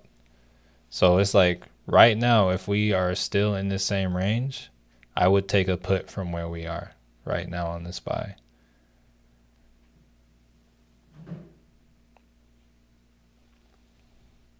But once again, not financial advice, not a financial advisor. That just looks like the best position to take unless we break out here. Yeah, the one with the most kind of meat on the bone with how things have been moving looks like a put in my opinion. But we also have a little bit of an uptrend. My main struggles with trading is that I can't put my full focus in it because, I mean, I wouldn't say, honestly, I don't think this is the best way to trade, in my opinion. Like if we go back to, if it's up to me trading, we're like, I'm right here, I'm looking at this, the cues on this 4-hour chart, right? I see, okay, it's in the supply zone. We're up here, we're in here. We also got this cross. What I'm doing, like right here, it's like I probably would have grabbed this over here. So I probably would have gotten this trade on Tuesday. Or actually, I kind of did. I closed it out because it didn't happen at the pace. And I also bought it like kind of at the edge, but I still have this here because this is a trade I would have taken. And this is based off a 4-hour. I got the time. This is a trade I would have taken. Now, if I were just trading this, I would have probably gotten a contract that was more like in the $300 to $500 range, as opposed like if I was actually doing this. But this is for that challenge with the $200 account. But I got this contract and it's down like down 43%, and essentially what I'm looking for is I am looking for some kind of move here. First level I would kind of look for it to move for would be this 504, 505 kind of level on the Qs, but I think it can get down to 587, and I'm essentially looking to take profit before this expiration date of the 22nd, just from this entry. So like looking at that and seeing that I've already identified this zone, like me trading the way that I like to trade, I would just be sitting, waiting in this trade. And it's like, I wouldn't be watching the market right now. Like what would go on is I would have an alert, like I would have a stop a little bit past the stop or past the supply zone. So this is a 4-hour trade. So I would probably have my alert up around 22. And then I would probably, like, if I wanted to start watching to see what happened, I would probably start watching around like 5:10. All right. And I wouldn't really check my alerts. I wouldn't be checking in on the stock before then. I would just be letting it do what it does. Maybe I check it once a day or so just to see like, oh, how is the value of the contract progressing? But no, ideally right here, I'm not trading. I am going about my life. I'm at work, not focused on it. I would just be doing this with like kind of extra money I had on the side and knowing like, okay, it's going to take some time. This trade is likely going to take anywhere from one day. It's already been to like, this was taken on Tuesday. It is now Thursday. So we're about, oh, this is the third day in. So it's like I know, oh, there might be up to, I don't know, like up to like an extra like 5 trading days on this. And it's like if it doesn't play out, then I either get out or the money's gone, or if it does, I'm paid and it's on to the next. More times than often, it either hits this stop over here and it's like, okay, reevaluate, find another one. But more often than not, it's like it just moves on its own. When you're not watching it, it goes by a lot faster. And it's a lot more casual. Like in this time, it's like you can live your life. You can work. You can go visit waterfalls. You can go on walks. You can go work out. All that good stuff. So it's like we're not meant to be here at a screen like this. If I weren't streaming, I wouldn't be here like this. I'm getting in today. I wanted to say, oh, you're very welcome, family. Glad you could make it. Joey V, good morning. The Fed speech didn't do anything. Like the market is like we're kind of chilling. Like we're still in a range. All right, so SPY is. Let's see if we can get some confirmation or if it's gonna come back down.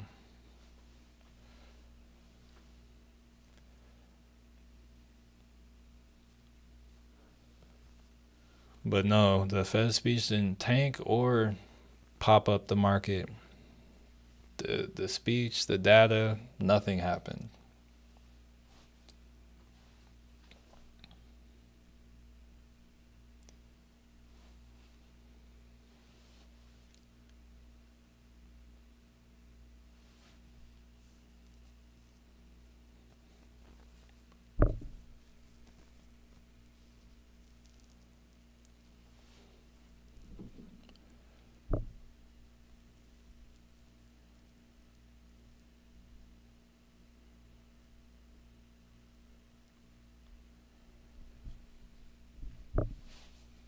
All right, so we're pushing on the SPY a little bit.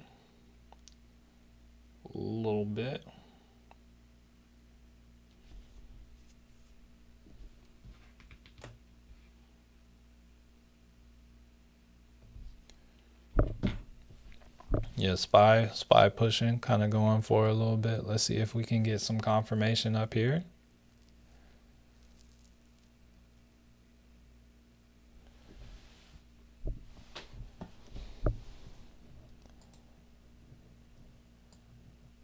Okay, SPY pushing a little bit.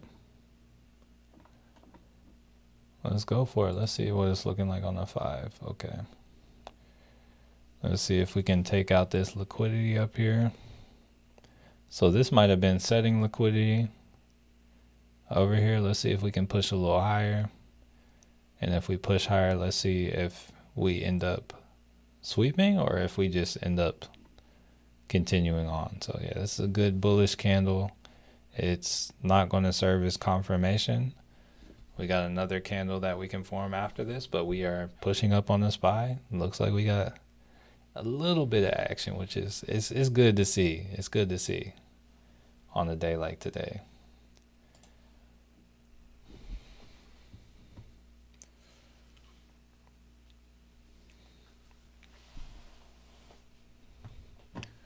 All right, so SPY has made a new high on the day. That's good. That's good. All right, so hey, we got a new candle. Let's see what happens with this. Oh, SPY might be going for it. Might be going for it.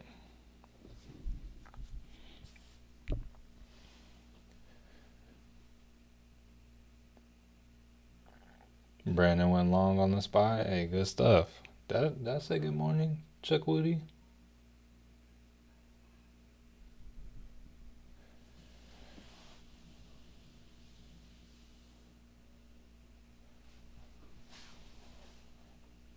Yeah, at the once this candle closes, we'll have some clarity.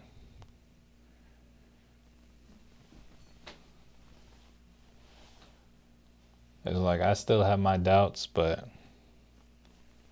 yeah, after the closure of this candle, hopefully we can commit to something.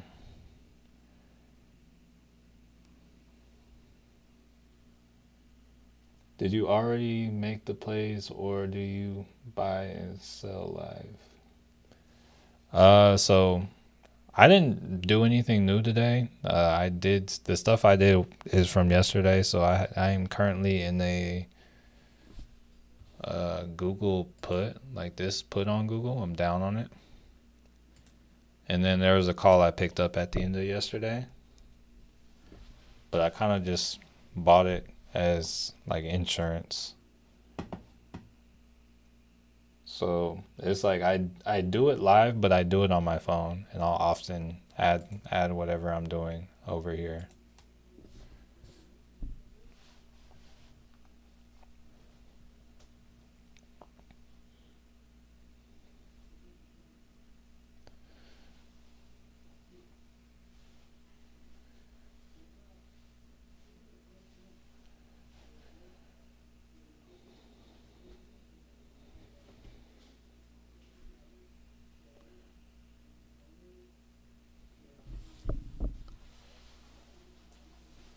Cool, good stuff, good stuff.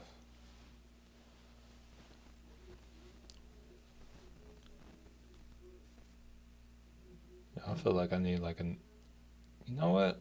I got a neck massager. Hold up.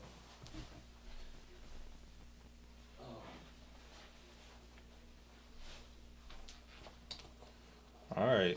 Hey, looks like we might hold up. Might hold up. Let me see how to put this on my neck. Usually just use this on my back.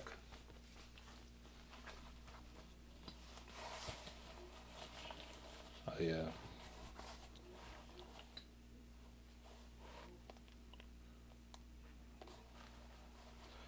Spy coming back down.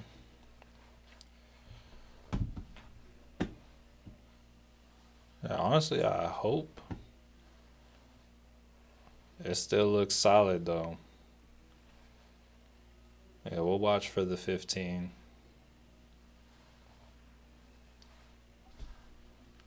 Because the same thing had happened on the SoFi yesterday.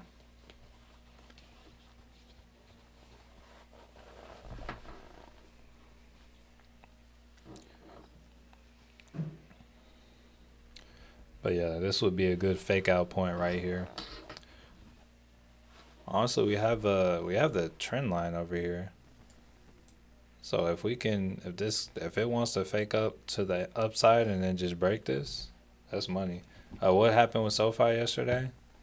So yesterday in the morning, SoFi, it had resistance. It was over here. It had resistance over here. No, I think I put resistance at about like it was at like 1451 or so because I was like targeting some old liquidity. Like I was targeting this over here. And right here on this is what the candle looked like. So this was on the 15-minute chart. So here, let's go to the 5 real quick. So on the 5-minute chart, we kind of got our complete candle close up like this, but it oh, I didn't know this thing had heat. But oh, it looked weak. Honestly, I feel like this looked a little stronger. Yeah, this looks a little stronger, but wait, no, we got one candle. Oh no, and then this was the second candle. So yeah, I'm not convinced yet. We need this last candle to kind of let us know. But yeah, pretty much we got a complete candle on the 5-minute, and then we sold off. Whereas on the 15 minute, oh wait, hold on, wrong chart. Whereas on the 15 minute, where's it at?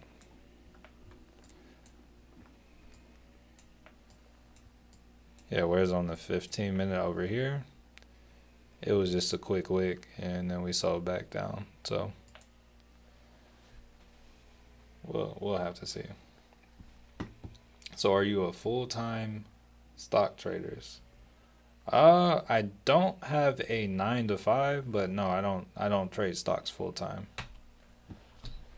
It's like I do a lot of things. It's like I kind of work for myself. It's like I got the YouTube thing going, but I also got a lot of other stuff going. So I'm a full-time internet person.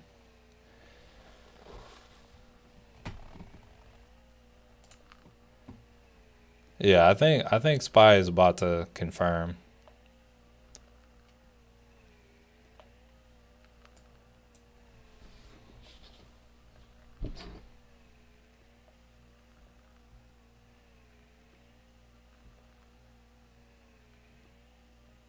Any advice for the YouTube stuff? I'm just starting out.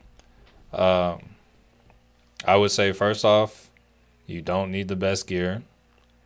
You don't need to start out perfect. It's like uh, confirmation is whenever you get like a kind of a sign like or like kind of like validation that hey, this trend is going to continue. That's what confirmation is. So it's looks like it's about to confirm that hey, we're going to continue up is what I'm saying. But yeah, it's like I would say like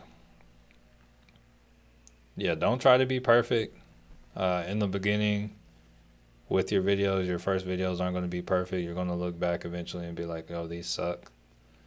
And yeah, just try to improve something in all your videos. And yeah, try to make videos on videos that you think provide value. Make videos that you will want to see, or videos that you think are actually helping and serve a specific purpose. I don't know. But yeah, the biggest thing is like just kind of getting it out and getting reps.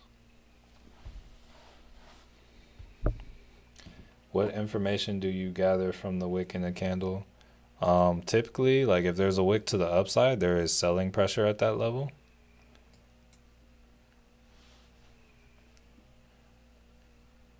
And then if there's a wick to the downside, there are buyers down at that level.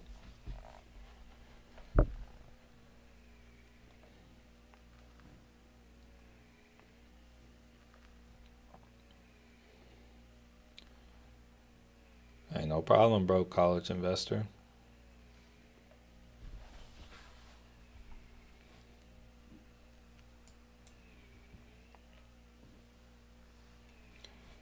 Oh yeah, and if you want to like grow your channel in the beginning, like if you start out answering specific questions, it's like you can kind of mix like doing the stuff you want to kind of do. But yeah, when it comes to getting people to your channel, answering specific questions and like on your in your videos, like I don't know if you were trying to like if I were like trying to look up how to cook bacon, I wouldn't necessarily be looking up like bacon recipes, but I would say like I would probably type in how to cook bacon, and like by me typing in how to cook bacon, I might see the video you just made on how to cook bacon. And yeah, that could be how people find you. Let me show y'all my other YouTube channel real quick.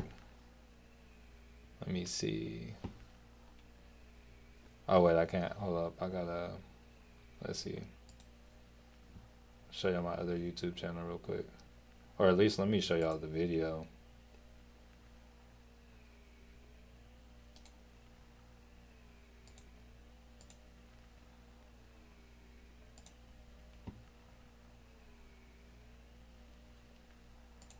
1 second. Let's see. All right, so I got like one video on YouTube, right? Or I got like 3 videos on this other YouTube channel. I made this video like 6 years ago, right? And this video gets probably about 40 views a day. It's legit a video on how to open a can of crescent rolls. Cause I was like, yo, that was kind of easy, but I had no idea how to open this. And like, bro, I'm legit. I take these crescent rolls right here. I legit open them. Boom. It's like, yo, they're open. And I just kind of put them there. And bro, in the comments, very brave young man opening this terrifying thing so calmly. Very nice of you to make this a video. A lot of people think opening those cans is common sense, but they don't realize some people have never done it before. So it's like, oftentimes, little simple things like that actually help people. So just another thought, way you can get started. You said, so you title your video to the yeah, the videos that grow like this channel, how to trade options for beginners. Yeah. All right. So we just found confirmation. Like if we look at my channel, all my popular videos are specifically addressing a question. So that's a you said YouTube was very different back then. Actually, 6 years was not that long ago. It was very, very different, but it's like it still works. Like the video didn't pick up 6 years ago. It picked up. Somebody like put it in like somebody posted the video on Reddit, like saying like, oh, this is helpful. And then like the video just like kind of went crazy, but it's like, yo, it still gets like 40 views a day. It's like, that's kind of wild. And then like my most popular video on YouTube, or if you look at all my most popular videos on YouTube, tell me what you see. This is still teaching you how to do something specific. People, this is something people search for. How to. This is me explaining a strategy. How to. Once again, something specific, how to. Yeah, like all my top videos are like how-to videos. And that's because people will search for them over time.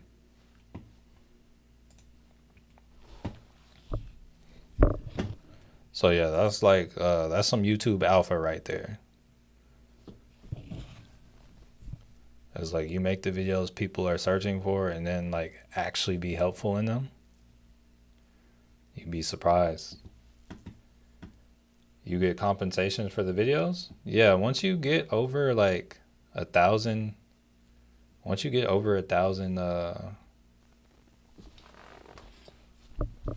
once you have over 1,000 subscribers and get like 4,000 watch time hours, yeah, you get compensated for it. And it's like how much you get compensated kind of depends on like different values. But like yeah, you get compensated on YouTube. And it also like changes like different times of the year. But I remember like I want to say 2020, like during COVID, that's kind of when my YouTube channel kind of like first kind of did this thing. I was working like 40 hours a week at Walmart while I was in college. And I would go in at like 4 a.m. and work like a whole like 8-hour shift or 8 or 9-hour shift or whatever. And I made like $1,200 a month. Yeah, we confirmed on the spy. Yeah, so confirmation on the 5-minute was this candle. I didn't trust it. And then we got another candle after. Yeah, so this one right here. Yeah, we confirmed. Now it's just running now. So yeah, the SPY is running. Yeah, it looks like it's next kind of area to watch out is going to be yesterday's highs. Hold on, let me check in on my I still have a call on the SPY. I don't think it's like really benefiting cuz it's like so far out of the money, but let's see. Wait, I don't have it on Robinhood. It's on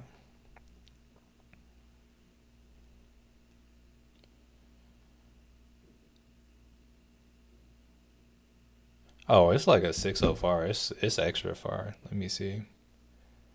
Let me add it up here so I can track it. Yeah, it would take a lot for me to profit from this one, but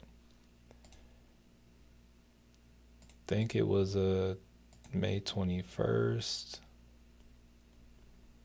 Yeah, it's this one right here. Yeah, honestly, like looking at the delta and theta, it's not even that nice. I was just trying to get it for like if the SPY does go crazy today, I was gonna benefit from that. But oh, hold up, that's the wrong call.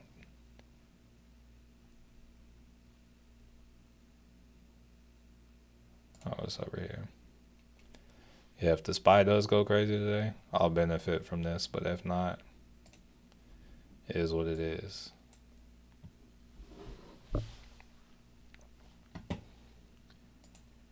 Oh, you're right. I have a YouTube channel, and the same is true for my most pop. Hey, for real, like it's like, hey, what are you doing on YouTube? Like if you're coming and searching, it's like YouTube does like show you like a news feed, and like that stuff does okay short term, but like yeah, long term, the stuff that really does well is gonna be the stuff that people are searching for. Hey, peace out, Julie. Have a blessed day. I'm making bank calls. Hey, that's what we like to hear, Brandon. I hope you make bank so I can kind of make some bank too. I won't be mad if we want to ride to the if SPY wants to run to the top of this supply zone up here. I wouldn't be mad.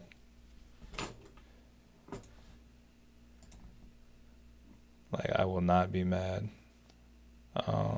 Here, let's see something though real quick. So there is some liquidity up here at about 589.09.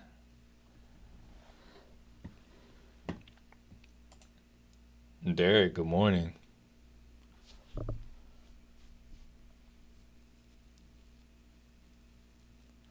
Oh, hold up.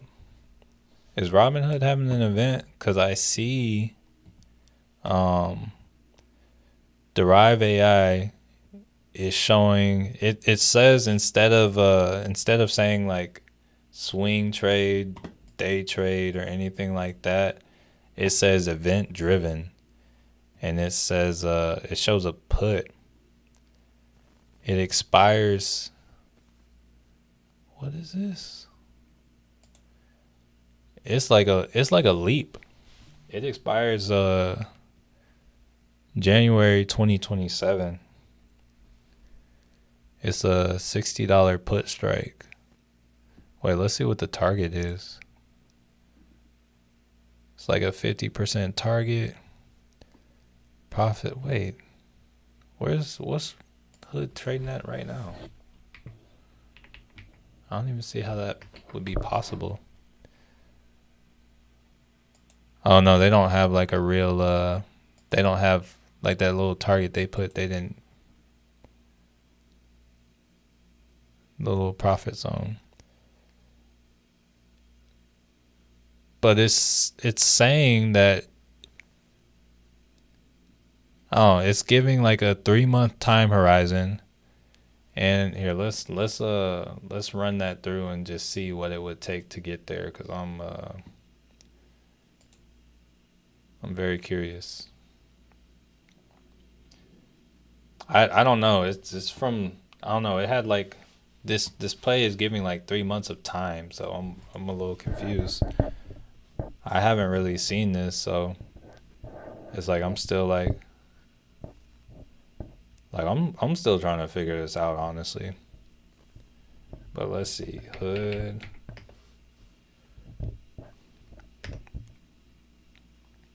Oh, it's not okay. Trade options, and the expiration is like way out here, and it says it's a $60 put strike, so that's like, oh wait, so yeah, that's this right here. That's the price it has for it. Then if we go and try to add that to the watch list,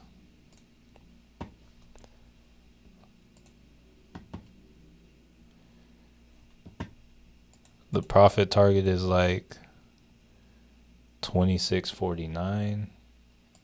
So in order for it to even be there,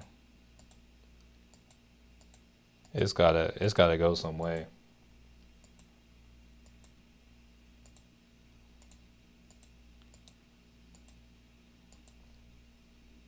Here, let me put like let's put like $30 and see where that takes us real quick. Oh, that's too far. But if it's like three months out, so it's, nah, that's still too far. Let's go to about $40.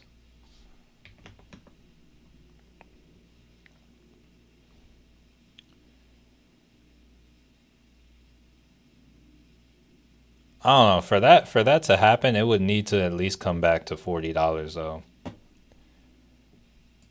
That's insane. That would be insane. But yeah, if that were like, even if that were to happen today, it would be at least $40 pullback. So we'll be on the lookout. It is May 15th as we say this. So we got June, July, August. So if Robinhood, or not Robinhood, yeah, if Robinhood pulls back to $40 or lower before August 15th, that played out. Let's keep that in the back of our minds.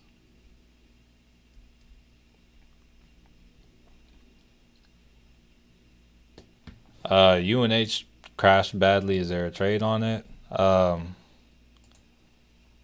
Probably eventually, but you want it to stop falling first. In my eyes, you want it to stabilize, because it's like, you see, we see this is what happened on the 4-hour.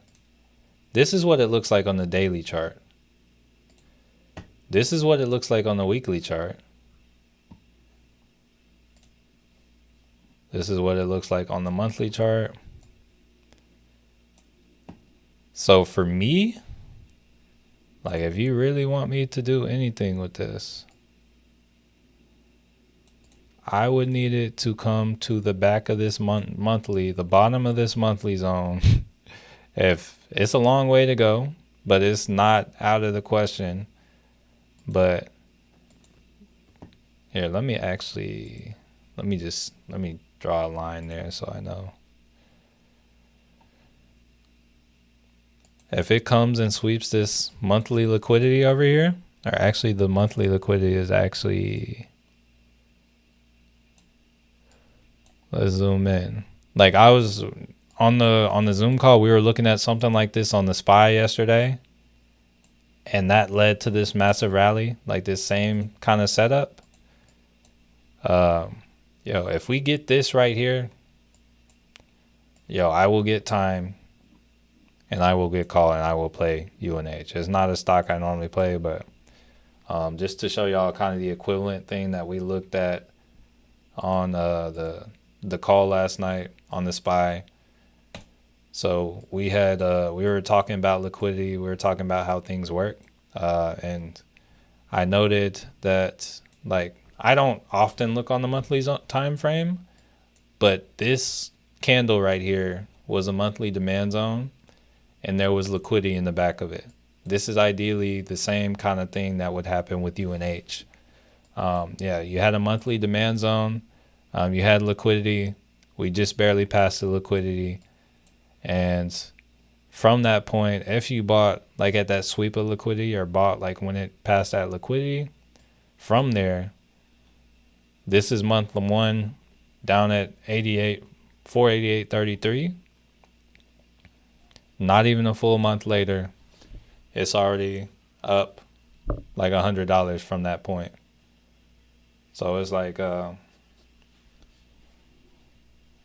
that's just something that we talked about on last night's call. And that's why I say it's like kind of easier when you see opportunities on higher time frames too. It's just patience. All right, I missed the SPY call. Is it too late to get in? As of right now on the 15, it's still moving up. It's like, is it too late? I don't know if it's too late, but it's like slowed down. But here, let's see the steeper. It's formed like a steeper trend line. Let's see. I mean, it looks like it's now on the lower side of that. So I would see if you can get a retest of like 587.35 and then maybe try to ride to the high again. That would be like if I felt like I needed to get in on that. But yeah, that UNH, like you might be able to ride it down, ride to the downside more, but for me to trade it, I need this. I need it to come here. And like from here, I get anywhere from 6 months to a year on the contract, and I expect a move, like a considerable move, within like 3 months. I'm not staying in the trade for 6 months to a year. I'm just getting that much time so that the trade can play out.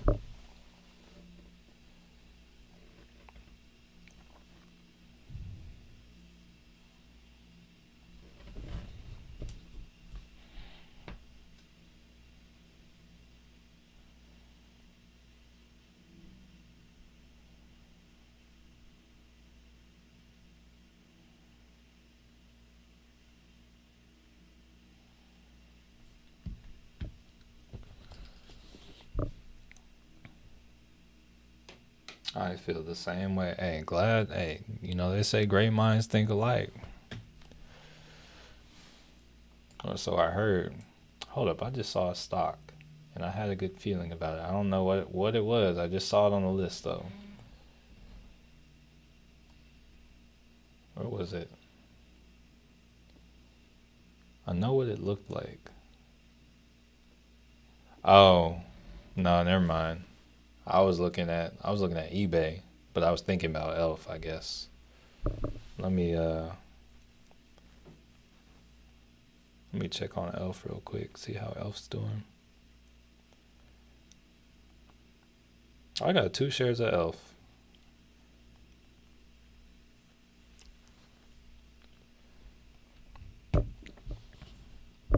Think I had one at more.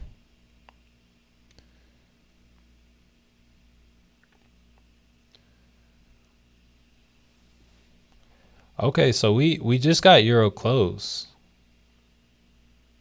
like 4 minutes ago. So let's see where this volume takes us. Do we think we're gonna keep pushing higher, or do we think it's done? I feel like we still might be in the range from yesterday.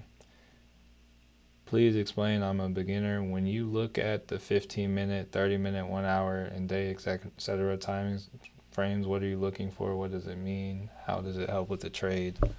All right, so I'll explain it a little bit here, but I have a playlist that. Ooh, hold up. Oh no, I don't want homie here. Hold up. Oh, we got a problem. Hold up. Y'all, I might have to hold up. But I'm watching your question, but got to do it.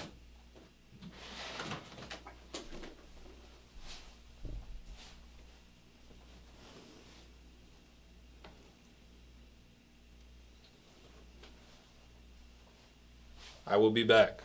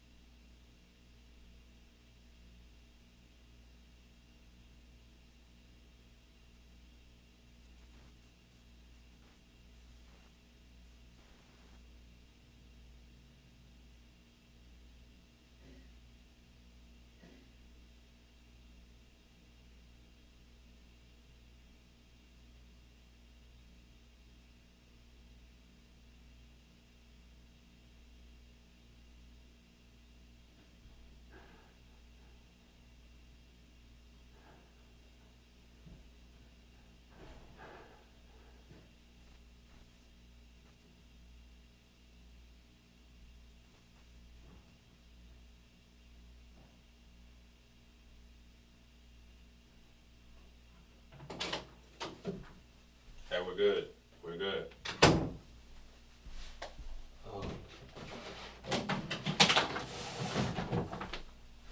Okay.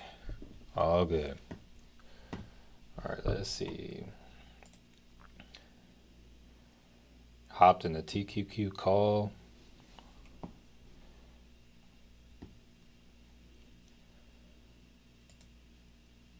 Hold on.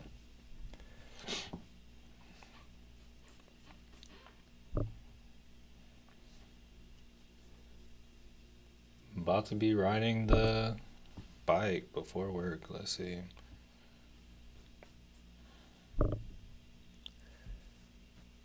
I don't like love calls on the queues right now. Just with everything we talked about liquidity yesterday. I don't love it here. It's like I still have a call, but I still think we're going down. So that's my take on the queues. But answering the question about like the different time frames, first off, I do want to share that playlist with you, so you can watch that in your free time and have like more in depth kind of technicals and whatnot, or in depth information. But here, let's see.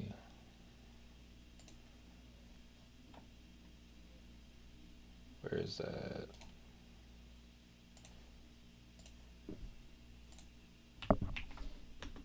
So yeah, that's going to be a link to the playlist. That first video is kind of going to go over technical analysis.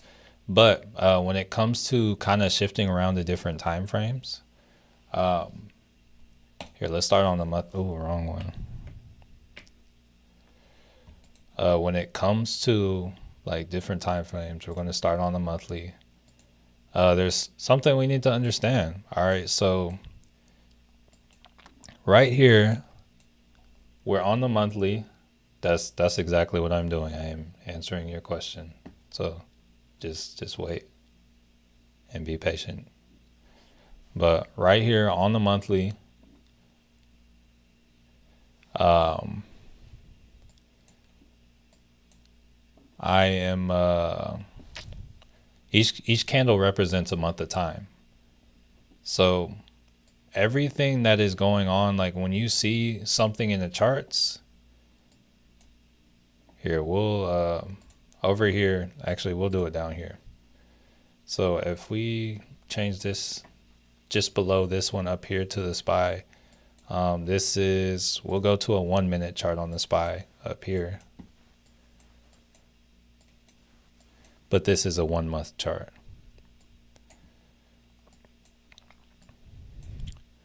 All right, so right here, this is a 1 minute chart on the SPY. This is a 1 month chart on the SPY.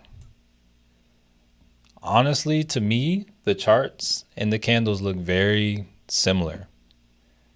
Like you have similar movements, but you will have several thousands, like tens of thousands of these candles in one single one of these monthly candles.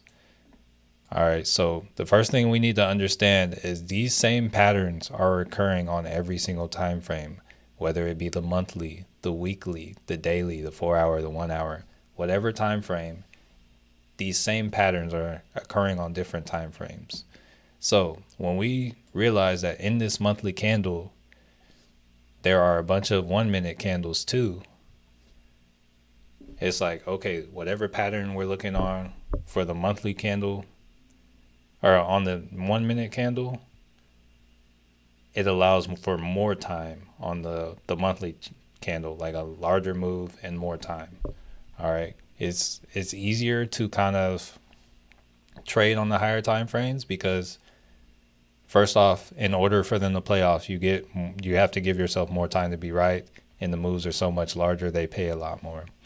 All right, so yeah, on the monthly, on this monthly chart, or pretty much the main thing that the time frame is telling you is how long you expect the trade to take. So if I catch a trade on the monthly chart, I'm probably going to expect it to take anywhere from like 6 months or a year, like to fully play out. But usually for me, I'll probably be in maybe like 3 to 6 months for a trade. Whereas if it happens on the weekly charts, I might expect it to take anywhere from like a couple months to maybe 6 months. I don't look at the daily chart too much, so I honestly can't give you a time frame. But if it happens on the 4 hour, you expect it to take anywhere from like one day to the next up to like 2 weeks. If it happens on a 1 hour chart, you typically expect it to happen within the next 6 hours or so. So 1 hour is good for kind of charting and day trading, like if you're day trading. And then 30 minutes is usually good for like a couple hours when you would expect the trade to play out. And then kind of once you get down to 15 to 1 minute, those are kind of better for entries, or the 15 might be better for like a trade you expect to play out in an hour. And then the 1, 2, and 5 are like better for entries. So that's kind of the importance of being aware of what's going on with different time frames and whatnot. All right, so yeah, now that we're caught up and kind of gone over that like just a little bit, this we have some liquidity over here. It looks like we can either continue on here or this is going to be a sweep. I'm gunning for a sweep. We got 15 minutes till this candle closes, so we're pushing up right now, but we won't really know for another, like, I guess 15.5 minutes. I thought you grabbed a SPY. So I grabbed a SPY call at the end of yesterday, and the reason I grabbed the SPY call was I grabbed that because of the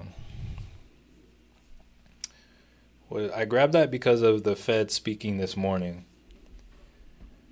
Because I have that Google put, and it's like, oh, okay, I was gonna get a call and a put on Google, but I was like, you know what? Let me get a call on the SPY, and we'll see. Like if anything goes crazy, I should benefit from one of those.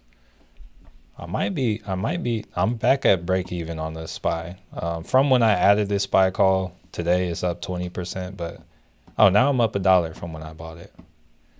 Yeah, I'm up $1 on that contract on the SPY now from where it's at.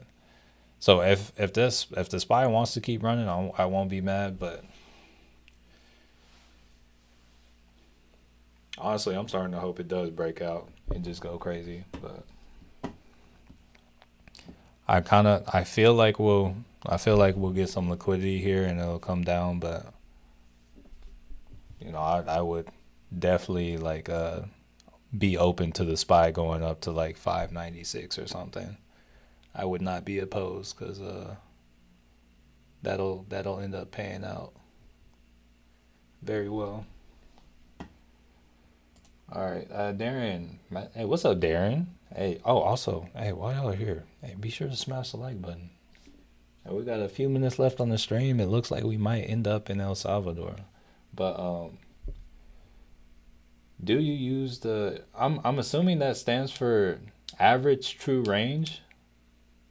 If that does, then no, I don't. I don't use an ATR indicator, but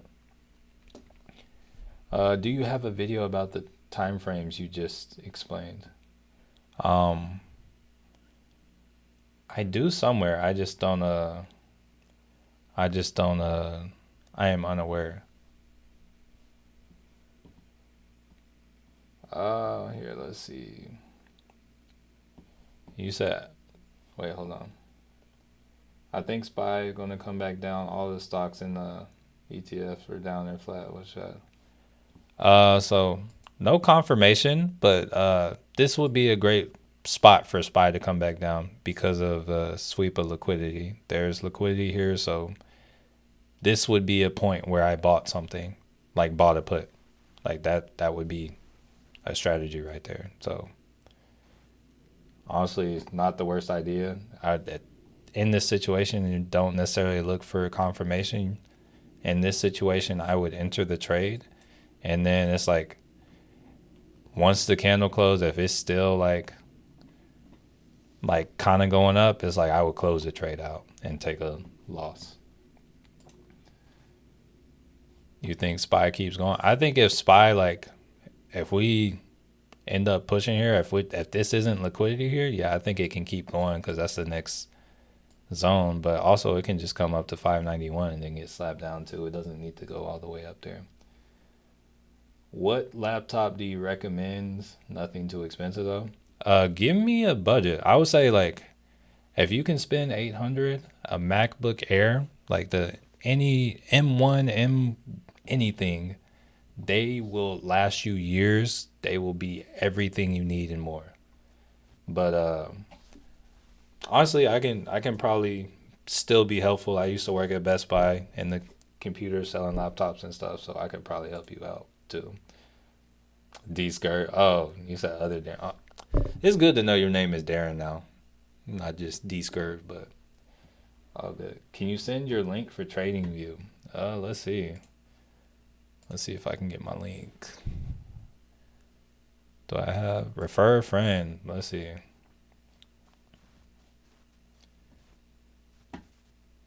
If it wants to load, I can send my link. I'm not sure.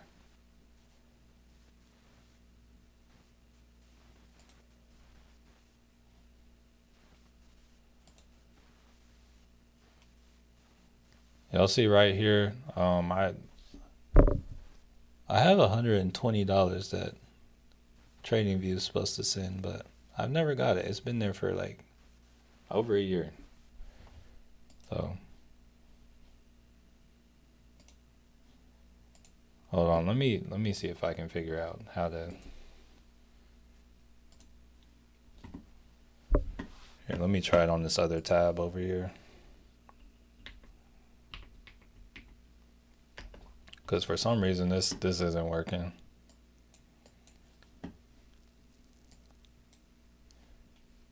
I'm gonna just try to refresh it.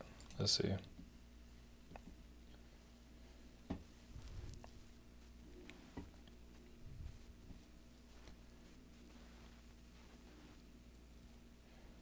Okay, it's looking like it might be liquidity. We still got 9 minutes, but 10 minutes, but it can go either way. I'll try to let's see if we can get that link. Okay. Alright, so I got that link here. There's the link. So it looks like get 15 for every friend you refer. You and your friend who has never had a TradingView account previously receive $15 towards the purchase of any subscription. You're welcome, Daniel. And thank you. Yeah, I appreciate $15 off. That's always it's always a little plus right there. Oh, that's what I bought yesterday. Bet I'm up 7. Stop loss set for 3 hours. Hey, good. El Salvador is not acceptable. People hit the like. Oh yeah, smash the like button. Google calls have been profitable this week. Yeah, Google is definitely like killing it. Definitely killing it. I definitely took my short at the wrong time.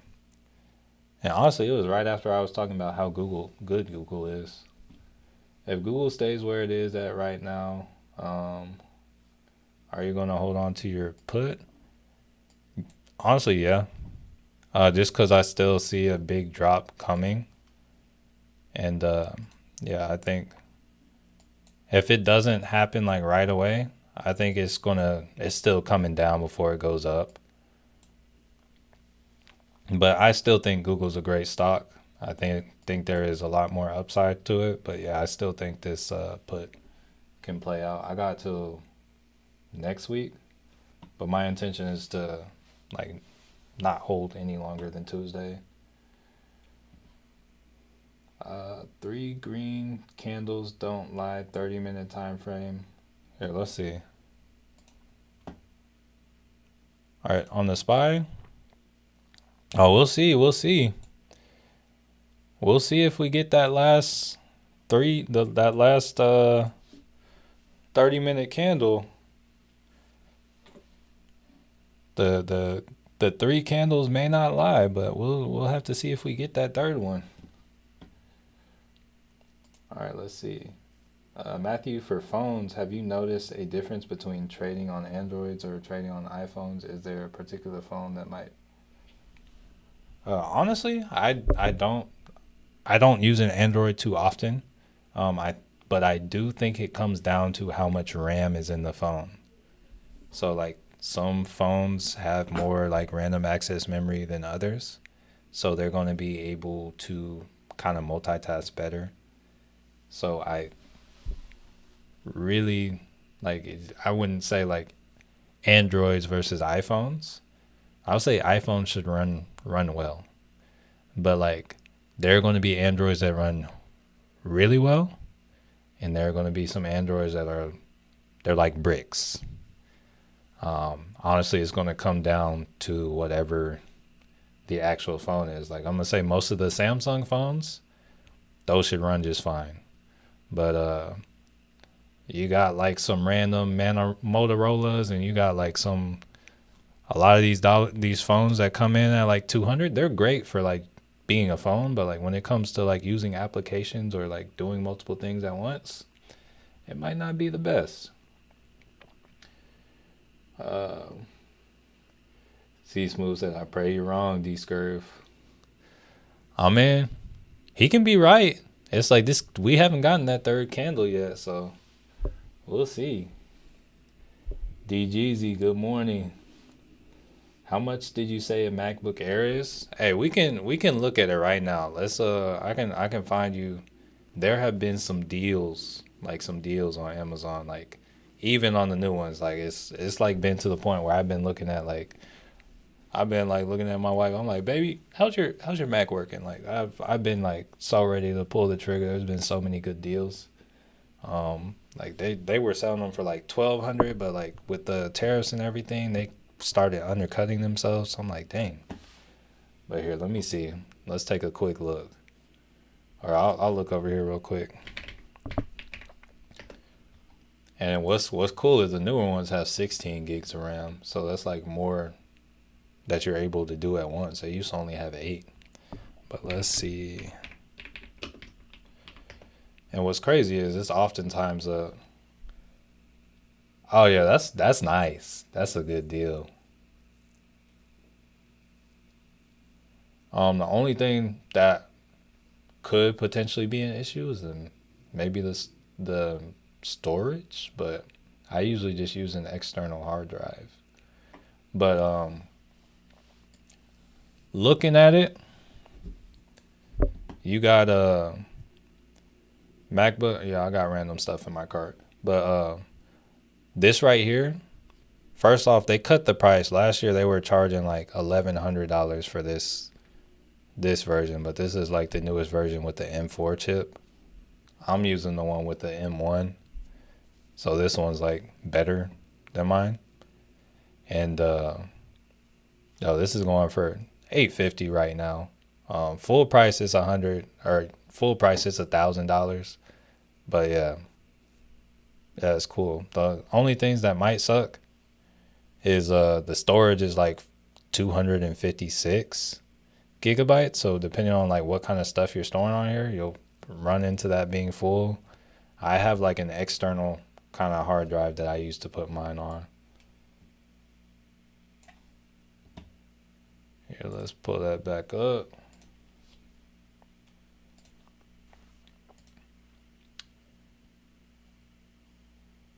But also, real quick, if you do decide to look at that or get anything off that, there is the link. That does help out the channel if you use that to shop on Amazon. All right, I got in a SPY call this morning, got out at 87.40. I almost stuck with it. Hey, we might get that third candle. But also, this might be a sweep of liquidity. Let's go back to the 4. I'm not sure about a sweep. We'll see. We'll see.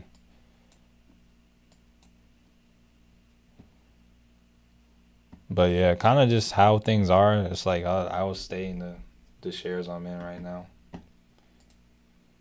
So you don't check lower time frames.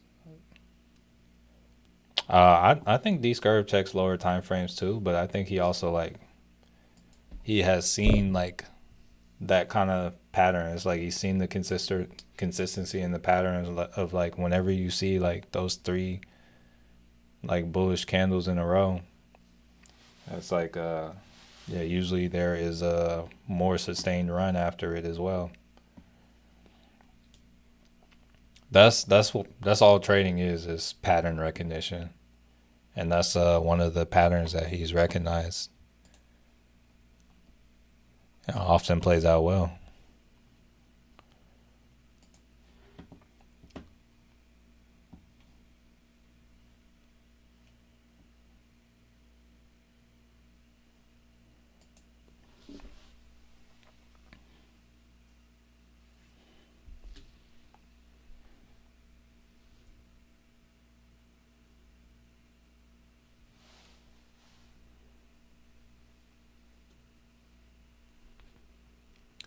All right, it's trying to push up. You're welcome, Chuck Woody.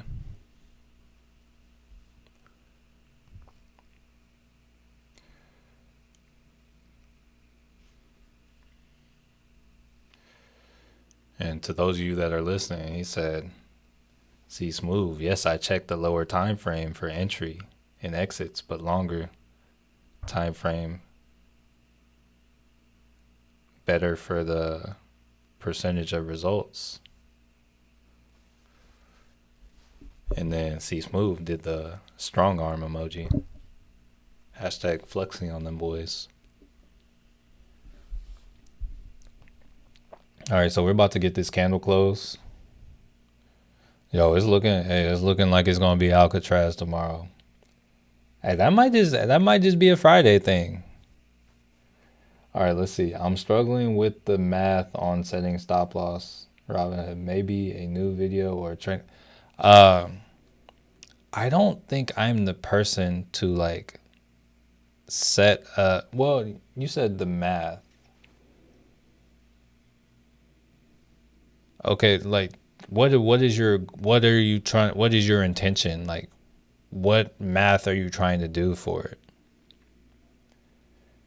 Likelihood goes up the longer time frame you look at for either direction, up or down. But yeah, DGZ, let me know what math you're trying to do. I might be able to help explain it. And like depending on what you're asking, knowing max loss, I'm willing to take. Like you're talking about, like let's say I don't know, let's say we're looking at the SPY, and let's say you're trying to get out. You're like, if it comes out to 586.50, I'm getting out of the trade.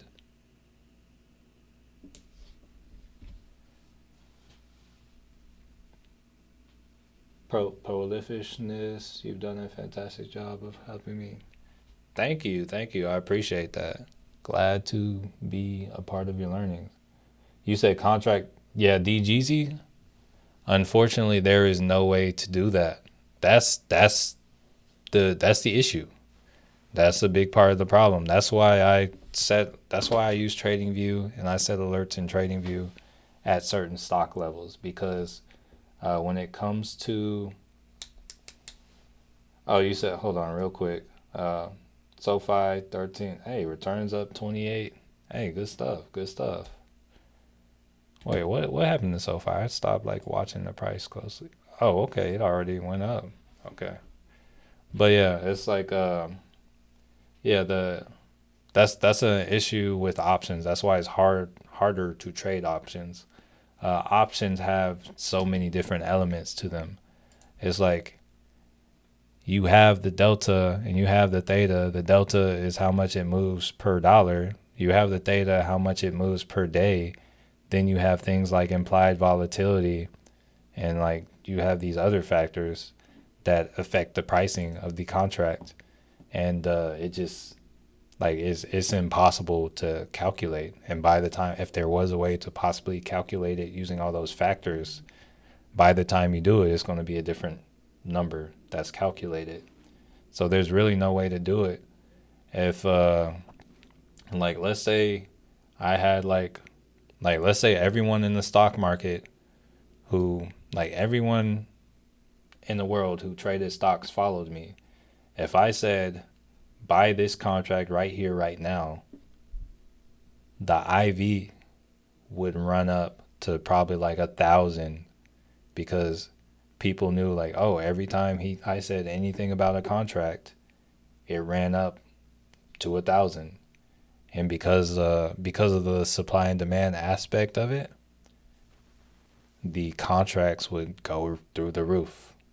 And it's like the stock doesn't even need to move in price. So it's like if I do that and I'm like, oh, never mind, and then everyone immediately sells it, it's like you could have gotten a trade. You could have set a stop loss from something you tried to calculate, and then it's just gone because no one wants it anymore. So options they're supply and demand. Like it's like the more people want it, the more it's worth. So there's no way to really calculate that, unfortunately. It's just like whatever someone's willing to pay for it and whatever someone's willing to sell it for.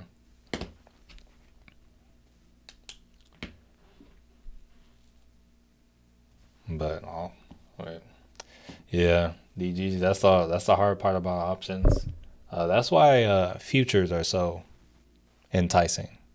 You can I was like, I still haven't traded them yet, but you can set exactly what you want. I'm kind of hoping we run here. I'm hoping we run here. Right now, it's looking like we're trying to push up. I'm hoping we run here. I think, like with the positions I'm holding, I think we will benefit, or I'll benefit from if we run up. I can still hold on to the Google. Like, let us run up big.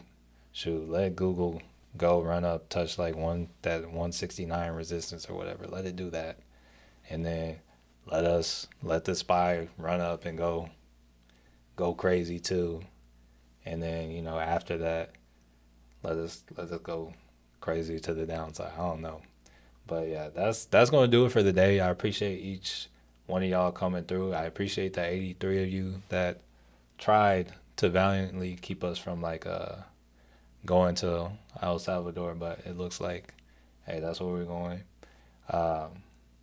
Do you have to have lots of money to trade futures? I think it depends on your definition of lots. Once again, I'm not going to be the best person to speak on that, but I'm pretty sure there are futures that you can trade with like a couple $100. There are like micro and mini futures and stuff like that. So you can still do that. Bro, college investor, I appreciate you tuning in. Yeah, peace out, family. Peace out, Chakwudi. Peace out, D Skirt. Peace out, D Jeezy. Peace out, me. Peace out, who else? Prolificness. Peace out, Lucky J. Peace out, Thizzle. Peace out, bro, college investor. Peace out, my life be like. Peace out, George. Peace out, Natasha. Peace out, Mass 3DRC. Peace out, Big Reg. Peace out, Darren. Peace out, Elegant Boom. Peace out, Evil Knievel. Peace out, DGZ. Oh yeah, hey, smash that like button. Peace out, Derek. Peace out, Josh. Yeah, peace out all of you. I think we kind of made a little run right there in the end on the likes. Okay, we got closer, but yeah. Oh shoot, y'all getting it kind of up. But yeah, Matthew Manuel signing off, and I want to change your life. Peace out, family. Y'all have a blessed day. Hey, I hope the SPY runs here. Let's get it.